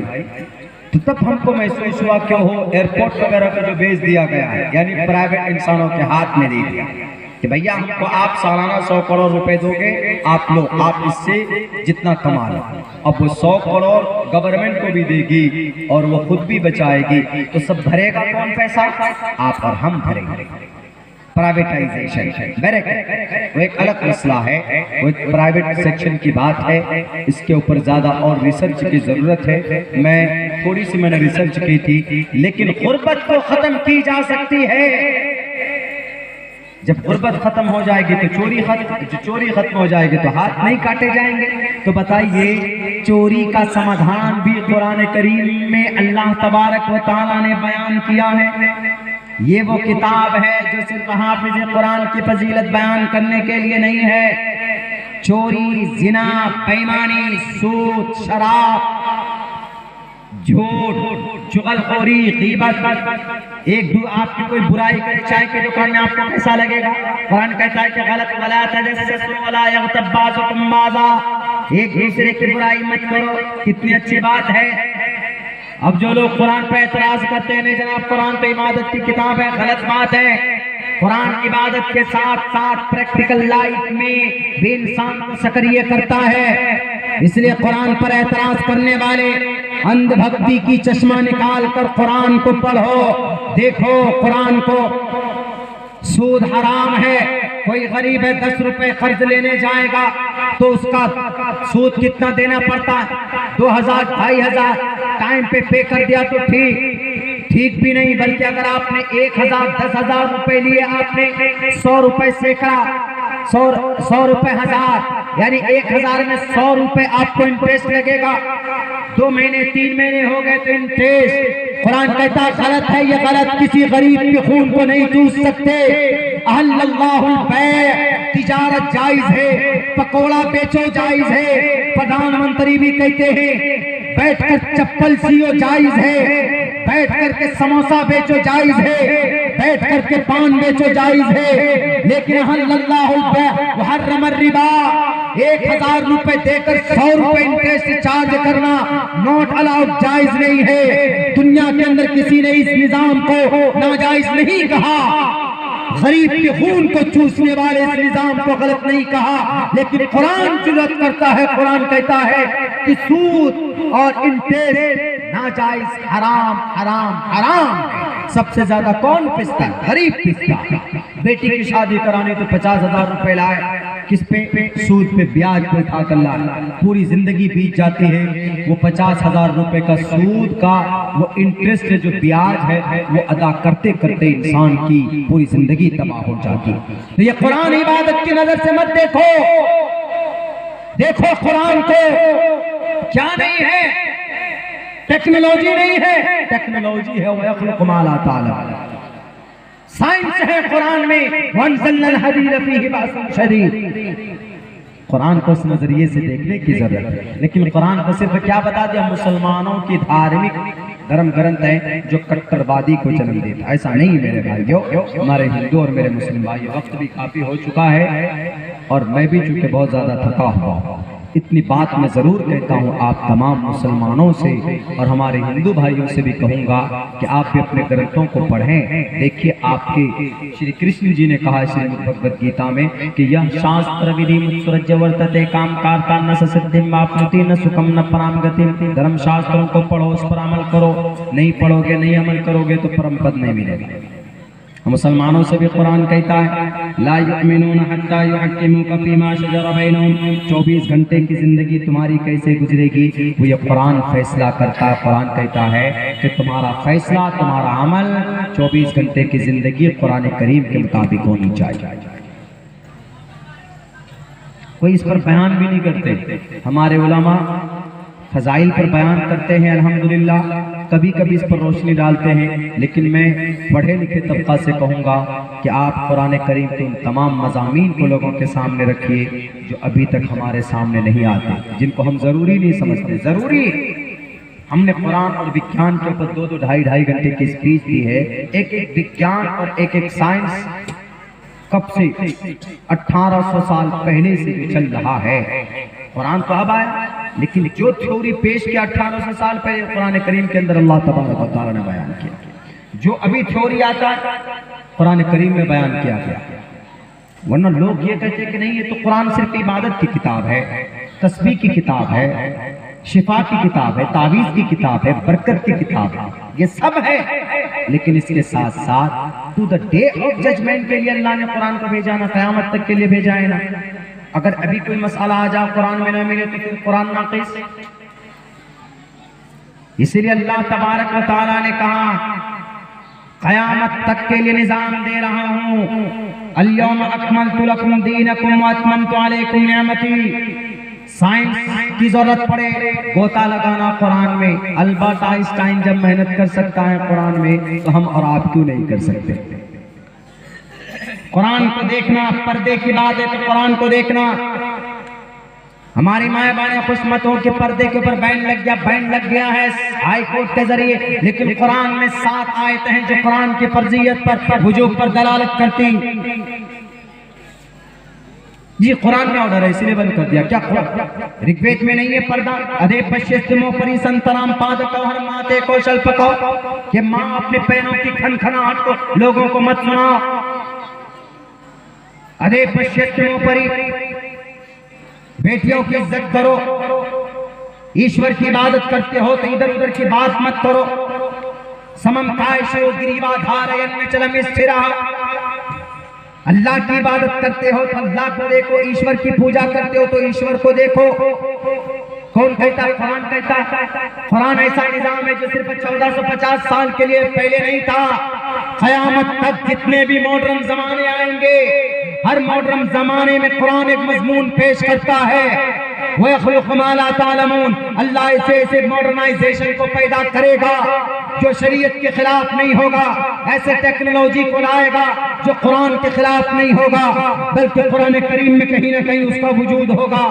अब से 50 साल बाद या 5000 साल बाद अगर कोई एक ऐसी चीज का आविष्कार हो जाए, लोग कहेंगे कि कुरान में तो है ही नहीं वो चीज। नहीं, ऐसी कोई चीज नहीं है जो कुरान में ना हो। 5000 साल भी अगर कोई चीज पैदा होगी तो कुरान में वजूद है उसका। वयख़्लुक़ु मा, अल्लाह पैदा करेगा उन चीजों को जिनको तुम नहीं जानते। अल्लाह तो अभी देखिए क्या क्या पैदा करने वाला है, क्या क्या पैदा करने वाला है अल्लाह तबारक व तआला। आखिरी किताब महदूद वक्त के लिए नहीं, और किताबें तो वक्ती तौर पर आई बदल दी गई, लेकिन कुरान महदूद वक्त के लिए नहीं, क़यामत तक के लिए, क़यामत तक नहा पढ़ने तक के लिए कुरान करीम है।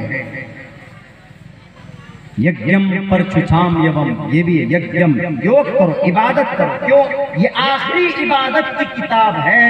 यज्ञम परचुछाम यवम सतततु तो निबोस्ति, यज्ञम मतलब योग करो, योगी बनो। इसी से योगी आदित्यनाथ जी हैं। योग, योगी क्यों बोलते हैं इंसान को? क्योंकि वो इबादत करता है। योगी, यज्ञम योग करो, इबादत करो, भक्ति करो। उसी से जब इंसान भक्ति करता है तो उसी से योगी बन जाता है। योगी, इसी से योगी जी का नाम है, क्योंकि वो योग करते हैं, वो महाराज हैं, योग करवाते भी हैं। वो ब्राह्मण, वो क्षेत्रीय वाले ब्राह्मण हैं। कौन से वाले ब्राह्मण? क्षेत्रीय वाले ब्राह्मण। ब्राह्मण दो टाइप है, ब्राह्मण शूद्र ब्राह्मण जो ब्रह्मा जी के सर से पैदा हो गए, और एक क्षेत्रीय जो कंधे से पैदा हो गए, हाथ से पैदा हो गए ब्रह्मा जी के, तो वो भी ग्रंथ को पढ़ सकते हैं। तो ये योगी जी ये हाथ वाले ब्राह्मण हैं, क्षेत्रीय जिनको बोला जाता है। उसी को मंत्र में कहा गया यज्ञम, इबादत करो। आखिरी कुरान क्या कहता है? अल-यौमा अकमलतु लकुम, दीन मुकम्मल कर दिया, इसी को मानो। यज्ञम परचुछाम यवम। अब बताइए तो कोई अगर कहे कि नहीं जनाब ये कुरान के बाद भी कोई ऐसा मजमून आने वाला, कोई ऐसी किताब नहीं, कोई किताब नहीं आने वाली। मेरे भाइयों, वक्त भी बहुत हो चुका है, आप लोगों को नींद सता रही, मुझे भी सता रही। बस अल्लाह तबारक व ताला से दुआ कीजिए कि अल्लाह तबारक व ताला हम तमाम मुसलमानों को अपने कुरान से बेइंतहा मोहब्बत की तौफीक अता फरमाए। और आपका जो ये इदारा है बहुत सीधे साधे लोग हैं, अल्हम्दुलिल्लाह। हज़रत मोहतमिम साहब भी आपके बड़े मेहनती, आपके असातिज़ा, आपकी पूरी टीम बहुत अच्छे, जिनकी मेहनत से हाफिज़ कुरान बने। बहुत बड़ी फजीलत की बात, आपके गांव वालों के लिए सादत की बात, आपने हाफिज़ कुरान को पैदा किया। आप लोग ये संकल्प लीजिए कि इस इदारे को भूखे रहेंगे, लेकिन इस इदारे के बच्चे को भूखा नहीं रहेंगे। एक गांव में पहुंचे हम, मेरठ, पांचली नाम का, मेरठ मुजफ्फरनगर। उस गांव में 4 मदरसे चलते। कितना? सबसे छोटा मदरसा इतना बड़ा जितना ये, 4 मदरसे। 100 क्विंटल अनाज कहाँ जाता है? दारुल देवबंद जाता है। उस गांव से, उस गांव में सफीर नहीं आता ही नहीं सफीर। हर घर वाला जिसको अल्लाह ने जितनी दी है निकाल के रखता है। चारों मदरसों की अलग अलग बोरी निकाल देंगे, 50 किलो वहाँ, 50 किलो वहाँ, 50 किलो वहाँ। पहले निकालेंगे मदरसे के लिए, तब जो बचेगा अपने टैंक में डालते हैं। और 1 क्विंटल दारुल के लिए 100 क्विंटल। वो लोग ये बोलते हैं, वहाँ के मोहतमिम साहब को एक जमाने में कहा था, कारी तैयब साहब को जब तंगदस्ती हो गई थी तो लोगों को बुलाया था, तो उस वक्त वहाँ के लोगों ने कहा कि हजरत कारी साहब आप बेफिक्र होकर बच्चों का दाखिला लीजिए। हम लोगों को अगर 100 दिन भी भूखा रहना पड़ेगा तो भूखे रह जाएंगे, लेकिन इस इदारे के अंदर बच्चों को भूखा नहीं रहने देंगे। अगर ऐलान हो जाए ना उस एरिया में कि दारुल को अनाज की जरूरत है, तो लोग अपने अपने घर के टंकी को खाली कर करके दारुल में पहुंचाते हैं। आज तो सबसे बड़ी जिम्मेदारी वहां आसपास के गांव, मुजफ्फरनगर, मेरठ, शामली, सहारनपुर ऐसे हैं वो लोग। तो हम अगर चाहें तो अपने गांव में एक इदारा चला सकते हैं, ज्यादा नहीं। मैं ये कहूंगा हर घर से अगर हर महीना आप लोग देते हैं, लेकिन ये निजाम अगर बना लें, हर घर से जो आदमी बहुत कमजोर टाइप का है, जो आदमी मेहनत मजदूरी करता है, 100 रुपए, और जो आदमी ठेकेदार है, अल्लाह ने पूंजी दी है, अगर महीने के अंदर वो 1000 रुपए फिक्स कर देंगे तो 12 महीने में 12,000, कोई बड़ी दौलत नहीं। और आपके घर के अंदर, आपके गांव के अंदर अगर मैं समझता हूं कि 100 घर है, तो आप बताइए 100 घर से, 100 घर में अगर 50 घर से 1-1 हजार रुपए महीने का आ गया तो 50,000 रुपए महीना। मैं तो ये समझता हूं कि हजरत मोहतमिम साहब का पढ़ाने वाले उस्ताद की परेशानियां कम हो जाएगी, इधर उधर भागेंगे नहीं वो, फिर आसानी से, बड़ी आसानी के साथ बैठकर आपके बच्चों को तालीम दी।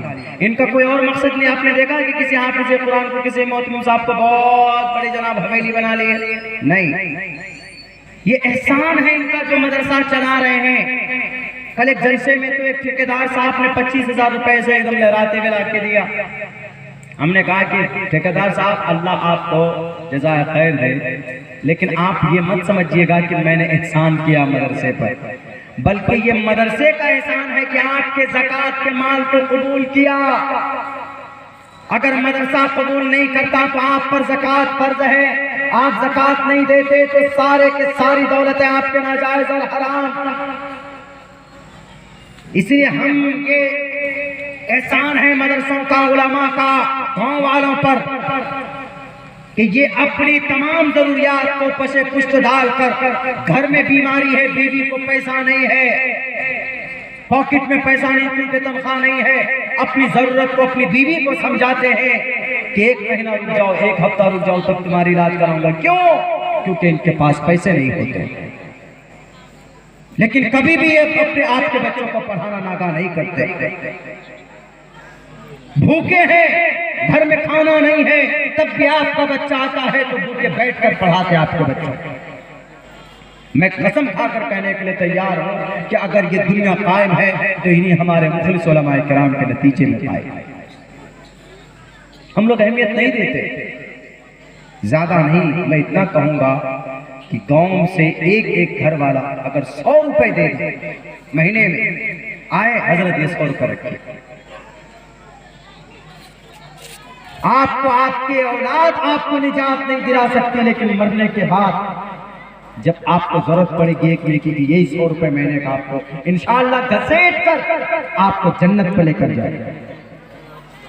देख लीजिए मेरे भाई को ये निजाम बनाइए, इदारे को देखकर खुशी भी हुई, लेकिन मैं ये रिक्वेस्ट आप लोगों से करता हूँ, आसपास के लोगों से करता हूँ, जितने भी इदारे जहाँ पर है, दिल से उनको जितना भी हो सके 50 रुपए से, 100 रुपए से उनकी मदद कीजिए, ताउन कीजिए, हमेशा करते रहिए। एक सेवा बना लीजिए। आपका बेटा बाहर रहता है तो कह दीजिए कि बेटा मदरसा चलता है, बच्चे पढ़ते हैं, कुरान की तालीम होती है, 1000 रुपए तुम वहाँ भेजो, फोन पे कर दो मोहतमिम साहब को। आपको शक होता है तो गाँव वाला बैठ कर मोहतमिम साहब से कहिए कि हल्का जरा हिसाब दिखाइए, तो ये भी कर सकते हैं। इट्स योर ड्यूटी, रिस्पॉन्सिबिलिटी, लेकिन इखलास के साथ, जलील करने की नीयत से नहीं। तो इंशाअल्लाह अगर ये मोहब्बत अपने मदरसों से हो जाएगी तो फिर ये 2 हाफिज़ कुरान नहीं होंगे, 200 हाफिज़ कुरान। 26 तारीख को हमने 40 हाफिज़ कुरान को हमने अपने इन हाथों से दस्तार बांधा है। कहाँ? ये आपके दरभंगा का। उससे पहले 165 हाफिज़ कुरान को 25 तारीख को पूर्णिया के अंदर में डगरवा एक मदरसा है, 165 हाफिज़ कुरान के सर पर दस्तार बांधेगी। बताइए, और आप ही लोगों के देने से इदारा चलता है, लेकिन और दें, बढ़कर खुलकर। अल्लाह से दुआ करता हूँ कि अल्लाह तबारक व तआला कहने सुनने से जी और आ रहा। क्यों? पर्दे, अरे भाई लोगों की ख्वाहिश 2:15 बज गए हैं, सो रहे हैं सब, ख्वाहिश सो रहे हैं। पर्दे के ऊपर सो रहे हैं? नहीं, हिजाब के ऊपर। वो देखिए लोग सो रहे हैं, सबको उठाइए, आप जाइए, मैं आधा नहीं ठंडा बयान करूँ। उठ जाइए आगे थोड़ा, आ जाइए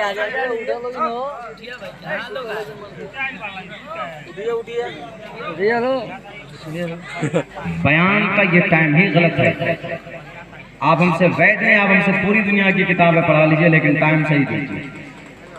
2 बजे के बाद आप किसी भी बड़े मुकर्रिर से कहिए कि आप 2 घंटा बयान कीजिए, नहीं कर पाएगा। He is not able to give speech in front of the people and after that 12 o'clock। 12 बजे के बाद में इंसान का 12 बज जाता है। ऐसा निजाम चल पड़ा है कि नहीं जनाब, कीजिए तकरीर कीजिए, बैठे हैं तकरीर कीजिए। 12 बजे, 2:15 बज गए हैं, आदमी का कॉमन सेंस खत्म हो जाता है इस वक्त में। क्यों खत्म हो जाता है? क्योंकि नींद आने लगती है। आप बैठे हैं, ठीक है, अच्छी बात है, लेकिन आपकी एक आंख के अंदर नींद है। आप ऐसे आंखें फाड़ फाड़ करके देख रहे हैं, हम देख रहे हैं सबकी तरफ में कैसे कर देख लीजिए, कोई यूं ही कर रहा, कोई यूं ही करता है। ठीक है, तब बहुत कर दीजिए, है कि नहीं? ऐसा बयान का बेहतरीन प्रोग्राम अगर कोई सक्सेस करना हो आप लोगों को, तो मैं ये मशवरा देता हूँ 1 बजे तक कीजिए, मगरिब के बाद फौरन शुरू कीजिए प्रोग्राम। मगरिब से इशा तक बच्चों का प्रोग्राम रखिए। और ये खाने का जो निज़ाम है, खाने का निज़ाम नहीं होना चाहिए, बहुत लंबा अमाउंट खर्चा हो जाता है। बच्चे का तो मदरसे में काम आए, अपने घरों से खा करके फौरन इशा के वक्त पहुंच जाइए। इशा की नमाज के बाद प्रोग्राम शुरू कीजिए, इशा से लेकर 1 बजे तक प्रोग्राम कीजिए। कोई हाफेगा गए, कोई जमाई नहीं लेगा, कोई मुंह नहीं फाड़ेगा, कोई सोएगा नहीं, कोई कैलूला नहीं करेगा। वहां देखो पीछे लैलूला हुआ वो चाचा जी का देखिए उधर, वो सपने में होंगे। ये प्रोग्राम की आदत के खिलाफ है। 5 ही आदमी बैठिए, मुझे बड़ा मजमा की जरूरत नहीं, मुझे 5 आदमी बैठ जाए लेकिन ताज़ा। हम करते बयान 1.5 2 घंटा बयान करते हैं। वैदों को इनको सुना करके कि हमारे हिंदू भाई तो नहीं चले गए, और हिंदू भाई कोई भी एक आध बैठ जाए आपके सम्मान में बैठ जाए, वरना 12 बजे के बाद तो उनको कोई नहीं रोक सकते। क्यों? उनके यहाँ नहीं ये रिवाज, हमारे यहाँ तो ऐसा रिवाज है। आपके यहाँ क्या? हमारे यहाँ जाइए, फजर की अजान हो जाती है, मुकर्रिर साहब तकरीर कर रहे होते हैं और आधा मजमा सो जाता है। हमारे यहाँ 3 दिन का जलसा होता है और उसमें लोग बाज़ाब्ता वो कंबल लेके आते हैं, बैग लेके आ जाते हैं, टिफिन लेके आ जाते हैं, बैठ जाते हैं और सुनते हैं। सोएंगे, नींद आ जाएगी, सो जाएंगे, फिर उठ के फिर मुँह धो के आएंगे, फिर तकरीर सुनेंगे। ऐसा कहीं का निज़ाम होता है। कहीं का निज़ाम ऐसा होता है कि 12-1 बजे तक तकरीर हुई, प्रोग्राम खत्म। मैं सबसे बेहतर और कामयाब प्रोग्राम समझता हूँ। अभी मैं आधे घंटे और बयान करूंगा, 2:30 बजे तक चलिए मैं लेके चलता हूँ, जैसा कि मोहतरम साहब का, हजरत मौलाना का हुक्म, चलिए मैं कर देता हूँ। लेकिन 2:30 बजे के बाद आप सोइए, फजर की अजान होने के बाद आप उठ करके नमाज पढ़िए। मैं आपको लिख कर देने के लिए तैयार हूँ कि जो नमाजी हजरात है उनमें से भी, नमाजी में से भी शायद 5% नमाजी उठकर नमाज पढ़ें, बहुत मुश्किल है, वरना नमाज गायब हो जाती है। और नमाज गायब हो गई तो नमाज फर्ज है हजरत, अकीमुस्सलाह, नमाज कायम करो। जलसा कायम करना कहीं फर्ज नहीं है। जलसे की वजह से नमाज गई तो ये जलसा वबाले जान, पिटाई भी होगी और मोहतमिम लोगों को कहेंगे कि कान पकड़ लो, बड़े जलसा कराते थे, हमारी फर्ज नमाजों को छुड़वा दो तुम लोगों। तो बहरकैफ मैं आप लोगों को वैसे ही एक मज़ाहिया तौर पे बोल रहा हूँ, वरना ये इनका इखलास है इन लोगों का कि भाई इतनी मेहनत और मशक्क़त करके प्रोग्राम करते हैं। इन प्रोग्राम के हवाले से बहुत सारी बातें आप लोगों को सुनने को मिल जाती है। जैसे इन्होंने बोला कि वेद पढ़े, कौन सा वेद पढ़े? ऋग्वेद पढ़े कि यजुर्वेद पढ़े कि सामवेद पढ़े कि अथर्ववेद पढ़े? हमने क़यामत के ताल्लुक से, महाप्रलय के ताल्लुक से हमने एक मंत्र पढ़ा था, ओम पूर्णमिदः पूर्णमिदं पूर्णात् पूर्णमुदच्यते पूर्णस्य पूर्णमादाय पूर्णमेवावशिष्यते। इन तमाम चीज़ों को छोड़िए, बर्निंग इश्यूज पे आते हैं, पर्दे के ऊपर आते हैं। आप लोग यहाँ पर अगर नहीं सुने हैं यूट्यूब के अंदर वो स्पीच, तो मैं आपको सुना देता हूँ। इन्हीं के ऊपर बात, तकरीर, वैद वगैरह पढ़ के मैं अपनी बात पूरी करूँगा। इसलिए कि मैं अपने यहाँ से यहाँ तक 408 किलोमीटर दूर चलकर आया हूँ, वो भी कोई और नहीं, आई एम अ पायलट बनकर। मैं, मेरी गाड़ी में मैं और मेरे 2 फरिश्ते, मेरा बैग और कोई नहीं, क्योंकि हमारा जो ड्राइवर है उसके बेटे की, उसके भाई की शादी अचानक निकल गई 2 दिन पहले, और उन्होंने कहा कि हजरत मेरे भाई की शादी, कैसे जा ही नहीं सकते। अब उसी कश्मकश में जाऊं कि नहीं जाऊं, जाऊं कि नहीं जाऊं, जलसे में कभी मन आता था फोन करके कह दो, थोड़ा कम नहीं, मैं बॉर्डर पे आ चुका हूँ। उधर बांग्लादेश बॉर्डर है, इधर उत्तर प्रदेश बॉर्डर है, उधर ममता दीदी बॉर्डर है, इधर यहाँ लाल मुजफ्फर साहब है, योगी आदित्यनाथ। इतना लंबा सफर तय करके यहाँ पे पहुँचा हूँ आपके यहाँ। मैं भी थकान महसूस कर रहा हूँ, सिर्फ इसलिए आया हूँ कि चूंकि आपसे वादा किया और ये बच्चे हाफिज़ कुरान बने, आप लोग मेहनत कर रहे हैं, कई लोगों के बीच में आपकी रुसवाई न हो जाए। वरना इतना लंबा सफर करके, गाड़ी ड्राइव करके, जो लोग ड्राइवर पूछिए, 408 किलोमीटर दूर मैंने ड्राइव की है गाड़ी, सिर्फ एक जगह पर रुका हूँ, बस 5 मिनट के, बाकी कहीं नहीं रुका। मुजाहिद असरन हबीबी साहब साथ में थे, उनको भी बीच में वो उतर गए वहीं पे। बाकी मैं अपनी पर्सनालिटी के सामने बस एक टारगेट फिक्स किया कि हमको जाना है दस्तारबंदी का प्रोग्राम।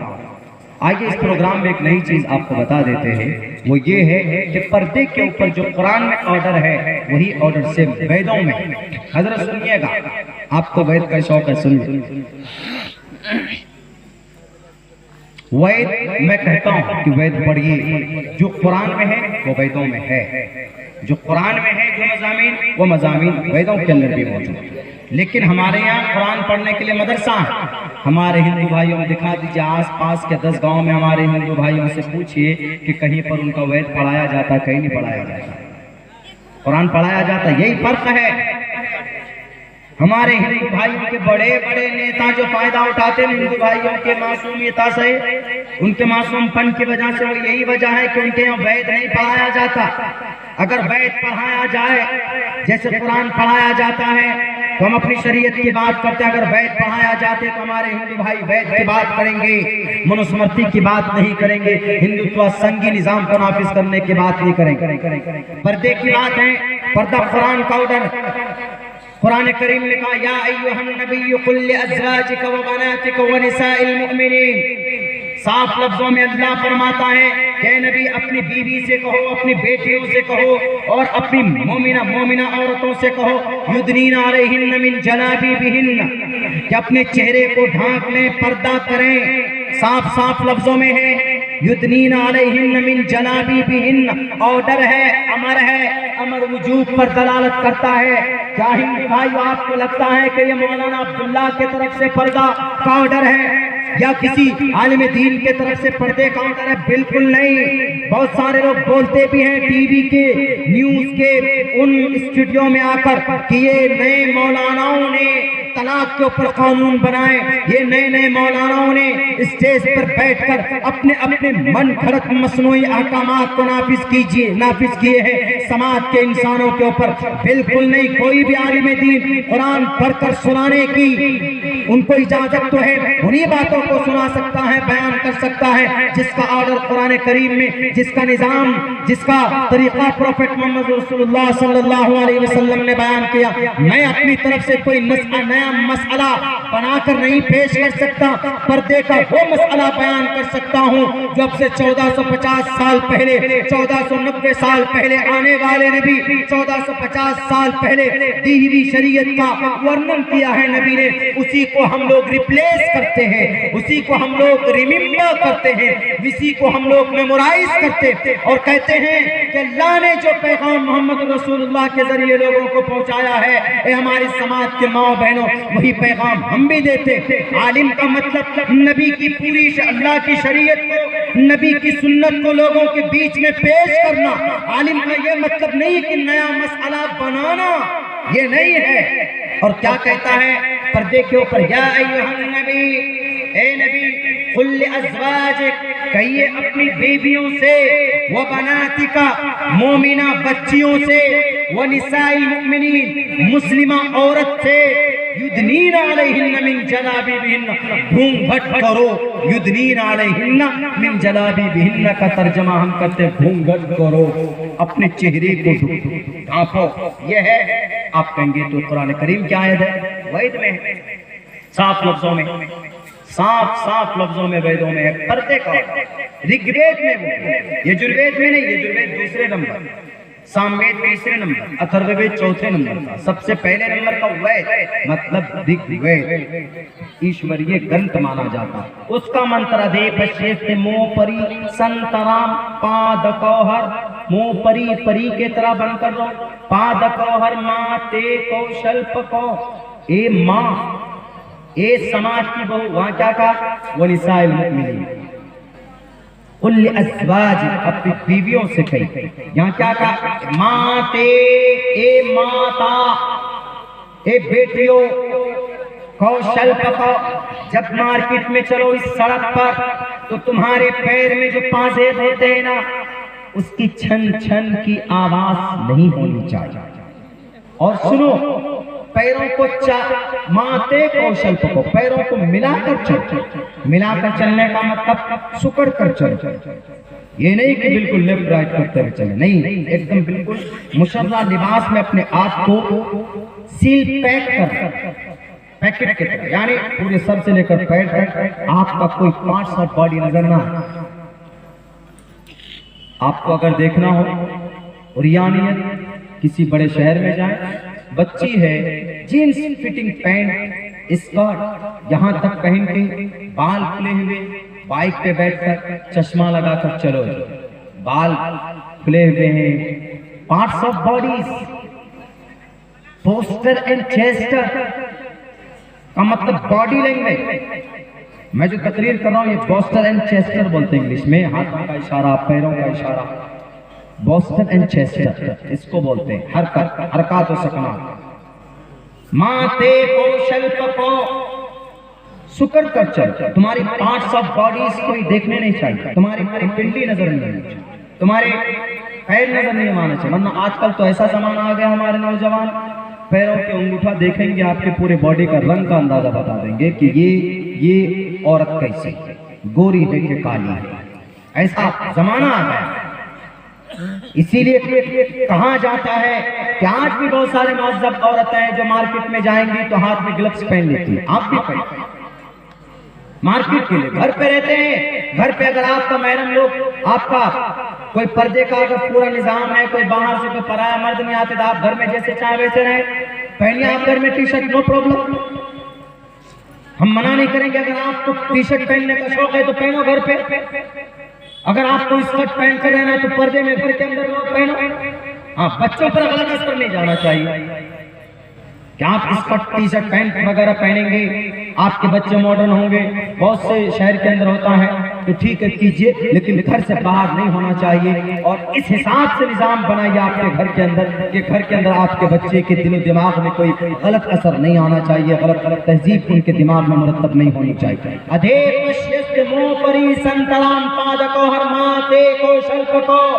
पैरों को मोड़ कर चलो, तुम्हारे पाजेब की आवाज नहीं निकलनी चाहिए। कुरान की नहीं, हिंदू भाइयों की ऋग्वेद में है, जो लोग पर्दे की मुखालफत करते हैं उनकी किताबों में है यह पर्दा।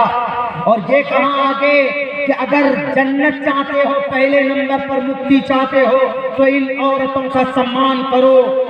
पितृभिर्भ्रातृ विच्छेदन पितृभिर्देवरस्य पूजन्य, 3 आदमी का नाम लिया इसमें।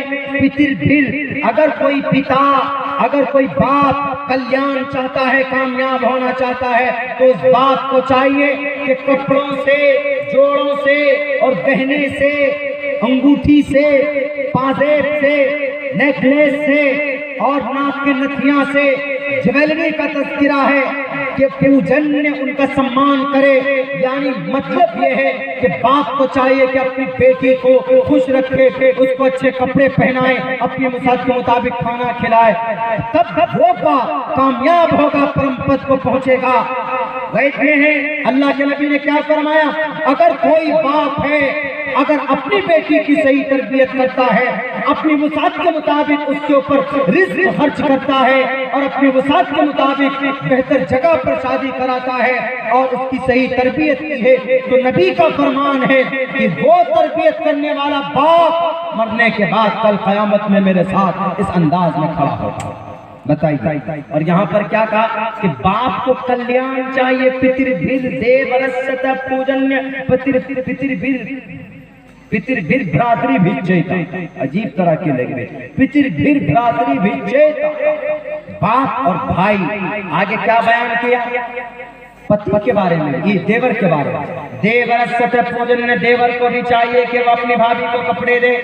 हाँ, इस्लाम में जायज नहीं, इस्लाम में देवर से पर्दा, गोतिया जिसको बोलते हैं, देवर गोतिया यानी शौहर के छोटे भाई जो होते हैं उसको देवर बोलते हैं। अल्लाह के नबी ने फरमाया कि देवर को मौत है, अलहम्मु अलमौत। नाजायज संबंध में सबसे ज्यादा करीब अगर औरत किसी की होती है शौहर के बाद तो अपने देवर से, इसलिए देवर से ज्यादा खतरा। इसलिए अल्लाह के नबी ने फरमाया अलहम्मु अलमौत। हमारे समाज की माँ और बहनों, अगर आपके घर में आपका देवर है तो आप ज्यादा कोशिश ये कीजिए उनसे बचने की, ज्यादा कोशिश ये कीजिए कि आप उनसे कम बात करें। हाँ, आपका भाई आपका शौहर नहीं है, आपके बीच में एतकाद विश्वास है कि हमारे बीच में कुछ गलत नहीं हो सकता, तो फिर भी कोशिश ये कीजिए कि आप उनसे पर्दा करें। अल-हम्मु अल-मौत, देवर तो मौत है,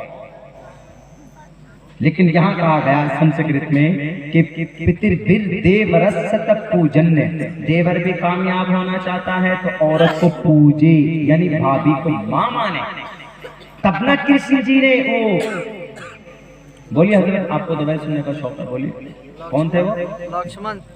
लक्ष्मण ना, हाँ याद है, लक्ष्मण जिन्होंने अपनी भाभी को क्या दिया था? मां का दर्जा दिया। लक्ष्मण कौन थे? राम के छोटे भाई, छोटे अपने भाई नहीं, सगे भाई नहीं, सौतेले भाई थे। लेकिन लक्ष्मण अपने सीता को क्या मानते थे? मां मानते। और सच में देवर भाभी का रिश्ता जो होता है वो समझिए कि मां और छोटे भाई समान। देवर अपने भाभी को मां जैसा माने और मां भाभी अपने देवर को अपने छोटे या तो बेटे जैसा तस्लीम करे या उसको भाई माने, लेकिन नाजायज संबंध नहीं। आजकल क्या सबसे ज्यादा मजाक समाज की बेटियां बहू आई, सबसे ज्यादा मजाक किससे? देवर से। इस्लाम में जायज नहीं है, बिल्कुल जायज नहीं। उसको मां मानो। अगर कोई देवर है, अगर आपकी बड़ी भाभी है तो मां सम्मान। आपके बड़े भाई बाप समान होता है, बाप के चले जाने के बाद गार्जियन कौन बनता है? बड़ा भाई बनता है। ये निजाम बता है देवरस्यता पूजन में। देवर को चाहिए कि अपनी बीवी को, अपनी भाभी को गहने से, कपड़ों से खुश रखे, खुश करे। वैद पढ़कर तशरीह कर रहा हूं। वैदों के अंदर है पर्दा, वैदों के अंदर बीवी की, औरत का इज्जत और सम्मान है कि नहीं है? वही बात है कुरान में, वही बात है अल्लाह के नबी के हदीस में। पर्दा कुरान में है और किन किन लोगों से बचना है, किन किन लोगों से पर्दा करना कुरान में साफ साफ लफ्जों में है। फिर क्यों लोग हमारे कुरान करीम पर एतराज करते हैं? फिर क्यों लोग हमारी शरीयत पर एतराज करते हैं? मेरे भाई को मैं चाह रहा हूँ, हिंदू भाई अगर बीच में होते, शाम के टाइम पे अगर ये प्रोग्राम होता, उनका बड़ा मजमा होता, तो मैं नहीं पढ़ता कुरान करीम की आयत, मैं तमाम वेदों को पढ़कर हिंदू भाइयों को समझाता कि बताइए मुस्लिम कहाँ का गलत है। पर्दे की बात करते हैं तो ईश्वरीय ग्रंथ में जैसे आप मर जाएं, कट जाएंगे, आपका आस्था आपसे कोई नहीं छीन सकता। ऐसे मुसलमान है, मुसलमान मर जाएगा, कट जाएगा, वो नहीं चाहता मुसलमान तो उनका आस्था उनसे छीन लिया जाए। पर्दे की बात करते तो कुरान में है, और आपको न पढ़ने की वजह से, आपको एजुकेशन न होने की वजह से आपके ग्रंथ में आप ये समझते हैं कि पर्दा आपके वैदिक ग्रंथ में नहीं है, पर्दा आपके वेद में है। औरत का सम्मान आपके ग्रंथ में है। कोई भी पार्ट्स ऑफ बॉडी जाहिर ना हो जाए, आपके ग्रंथ में है। बेटी की इज्जत आपके ग्रंथ में है। समाज के अंदर बेटियों को किस नजर से देखना चाहिए ये आपके वेदांत के अंदर मौजूद है। साफ साफ लफ्जों में बयान किया गया है। और ये कहा यत्र नारयस्तु पूजन्ते रमन्ते, नारी पूजा की चीज है, मारने की चीज या उसकी सर से दुपट्टे को खींचने की चीज नहीं है। यही वजह है कि मोहम्मद रसूलुल्लाह जब मदीनतुल मुनव्वरा से मक्का चले थे तो आप अलैहिस्सलाम ने कहा था कि लोगों, साहबा तो ये कह रहे थे कि आज एक का बदला लिया जाएगा 100 से। अल्लाह के नबी ने फरमाया नहीं, डोंट क्राई लाइक दिस, इस तरह नहीं जवाब दे सकते। साद इब्न अबी वक्कास, जाओ इज़हबू अंतुम खुलफा ला तस्रिब अलैकुम अल-यौम। मैं मोहम्मद इब्न अब्दुल्लाह, मेरे हाथ में आज भी जुल्म के तशद्दुद के उनके निशानात हैं। मेरे आज भी बॉडी के अंदर उनके खब्बाब की कमर के ऊपर आज भी निशान है। बिलाल हबशी की बॉडी पर उनके जुल्म का निशान आज मौजूद है।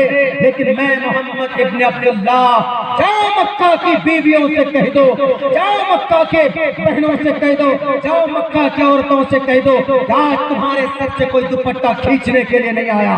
आज मोहम्मद इब्न अब्दुल्लाह तुमको भाई, तुमको तुमको माँ मानता, तुमको बहन मानता, तुमको अपनी घर की बेटी समझता, इज़हबू वअंतुम तुलक़ा, तुम सबके सब आजाद हो, ला तस्रीब अलैकुम, तुम पर कोई सरजमिश नहीं। अल्लाह के नबी ने कही थी ये बात कि कोई भी मुशरिक हो, काफिर हो, कोई भी हो, सबके सब तुम सबके सब आजाद। तो सम्मान दिया था, जैसे वेदों के अंदर सम्मान दिया गया, यत्र नार यस्तु पूजन्ते रमन्ते तत्र देवता, रमैया वत्ता वल्ला गाना नौजवान साथी जानते, रमैया वत्ता वल्ला, तुम हमारे दिल में बसते हो। रमनते, रमनते का मतलब रमैया वत्ता वल्ला, तुम हमारे दिल में बसते हो। तो रमनते इस मंत्र में है, इसलिए मैंने वो लाइन पढ़कर सुनाया आपको कि यत्र नार यस्तु पूजन्ते रमन्ते तत्र देवता, जो औरत का सम्मान करता है जैसे मोहम्मद रसूलुल्लाह ने किया, तो वहां पर क्या होती है? ईश्वर रमनते, बसते हैं ईश्वर। यत्र नार यस्तु पूजन्ते न रमन्ते न तत्र देवता, और जहाँ पर ईश्वर की पूजा, बेटियों का सम्मान नहीं होता, वहां पर ईश्वर का वास नहीं होता।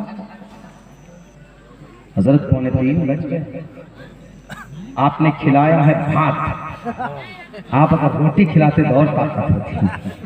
तो बैरक बहुत मुखलिस लोग हैं बेचारे, बुरा नहीं मानिएगा, क्योंकि 2:45 बज चुके।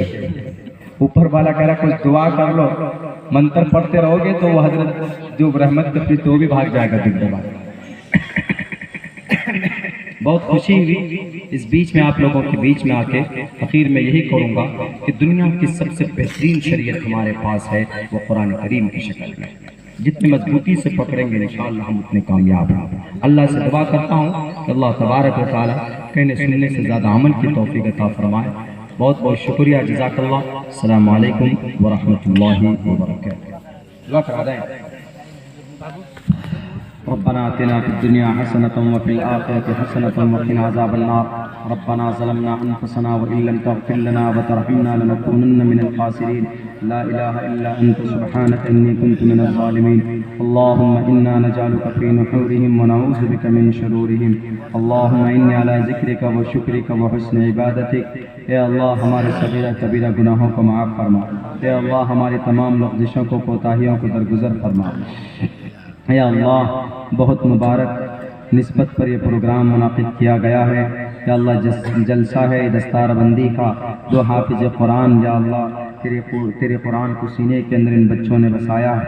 यहाँ पे असातिज़ाए किराम की पूरी टीम की निगरानी में, उनकी मेहनत कर दो काबिज से बच्चे हाफिज़ कुरान बने हैं। या अल्लाह इन बच्चों को दीन की खिदमत के लिए कबूल फरमा। या अल्लाह इन असातिज़ा की मेहनत और कद्दो काविश को कबूल फरमा।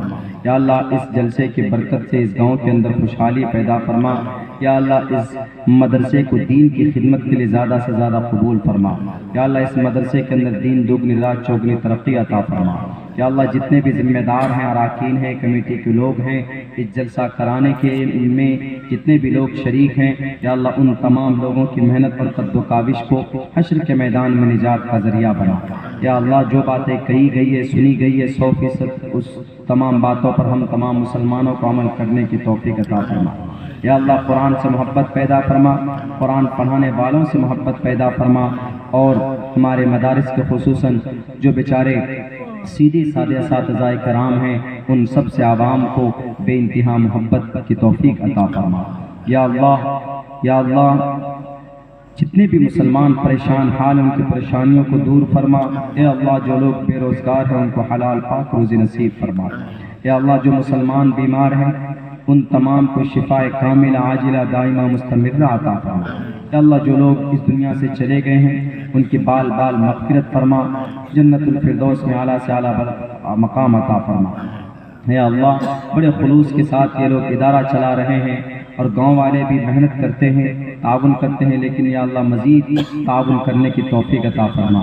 या अल्लाह आज हम जलील और रुस्वा हो रहे हैं, जगह जगह के ऊपर सिर्फ मुस्लिम होने की वजह से हम सबको जुल्म का शिकार बनाया जाता है।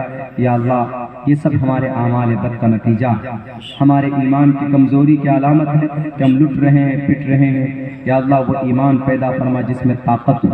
या अल्लाह रूहानी तक़वा पैदा फरमा। या अल्लाह आज हम नमाज से, शरीयत से कोसों दूर है। या अल्लाह पाबंदे नमाज या अल्लाह पाबंदी सलात की तौफीक अता फरमा। नौजवान खुसूसन दीन से शरीयत से या अल्लाह कोसों दूर है, हमारे नौजवानों के दिलों के अंदर शरीयत की अहमियत पैदा फरमा। या अल्लाह खुलूसुलिल्लाहियत के साथ अच्छे अमल करने की तौफीक अता फरमा। समाज की बहू बेटियां भी या अल्लाह दीन की माहौल को पैदा करें, अपने घरों में वो जोश वो जज्बा उनके अंदर पैदा फरमा। या अल्लाह ये जो मजलिस है इसके अंदर बहुत सारे लोगों की या अल्लाह शिरकत हुई है, बहुत दूर से आए हैं, उन तमाम की शिरकत को कबूल फरमा। या अल्लाह जिनके जो मकासिद हैं उनके जायज़ मकासिद में भरपूर कामयाबी अता फरमा। या अल्लाह इस मुबारक घड़ी के अंदर हम सब के जो जो मकासिद हैं उन तमाम मकासिद को तो कबूल मंजूर फरमा। या अल्लाह हमारे अमाल बद की वजह से हमें सज़ा दी जाती है, या अल्लाह हम तौबा करते हैं तमाम गुनाहों से इस मुबारक मजलिस में, इस महफिल में, इस कबूलियत की घड़ी में। अल्लाह तो हमारी तौबा को कबूल फरमा।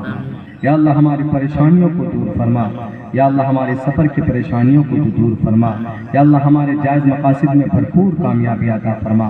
या अल्लाह जो लोग या अल्लाह नाजायज़ मुकद्दमात में गिरफ्तार है, कई उलमाए किराम जेल के सलाखों के पीछे हैं, या अल्लाह उनकी रिहाई का असबाब है।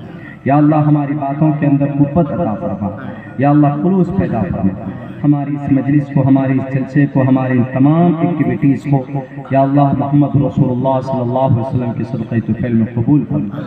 सल्लल्लाहु तबारक व तआला अला खैरि खल्क़िही मुहम्मदिन व आलिही व अस्हाबिही अजमईन बरहमतिका या अरहम।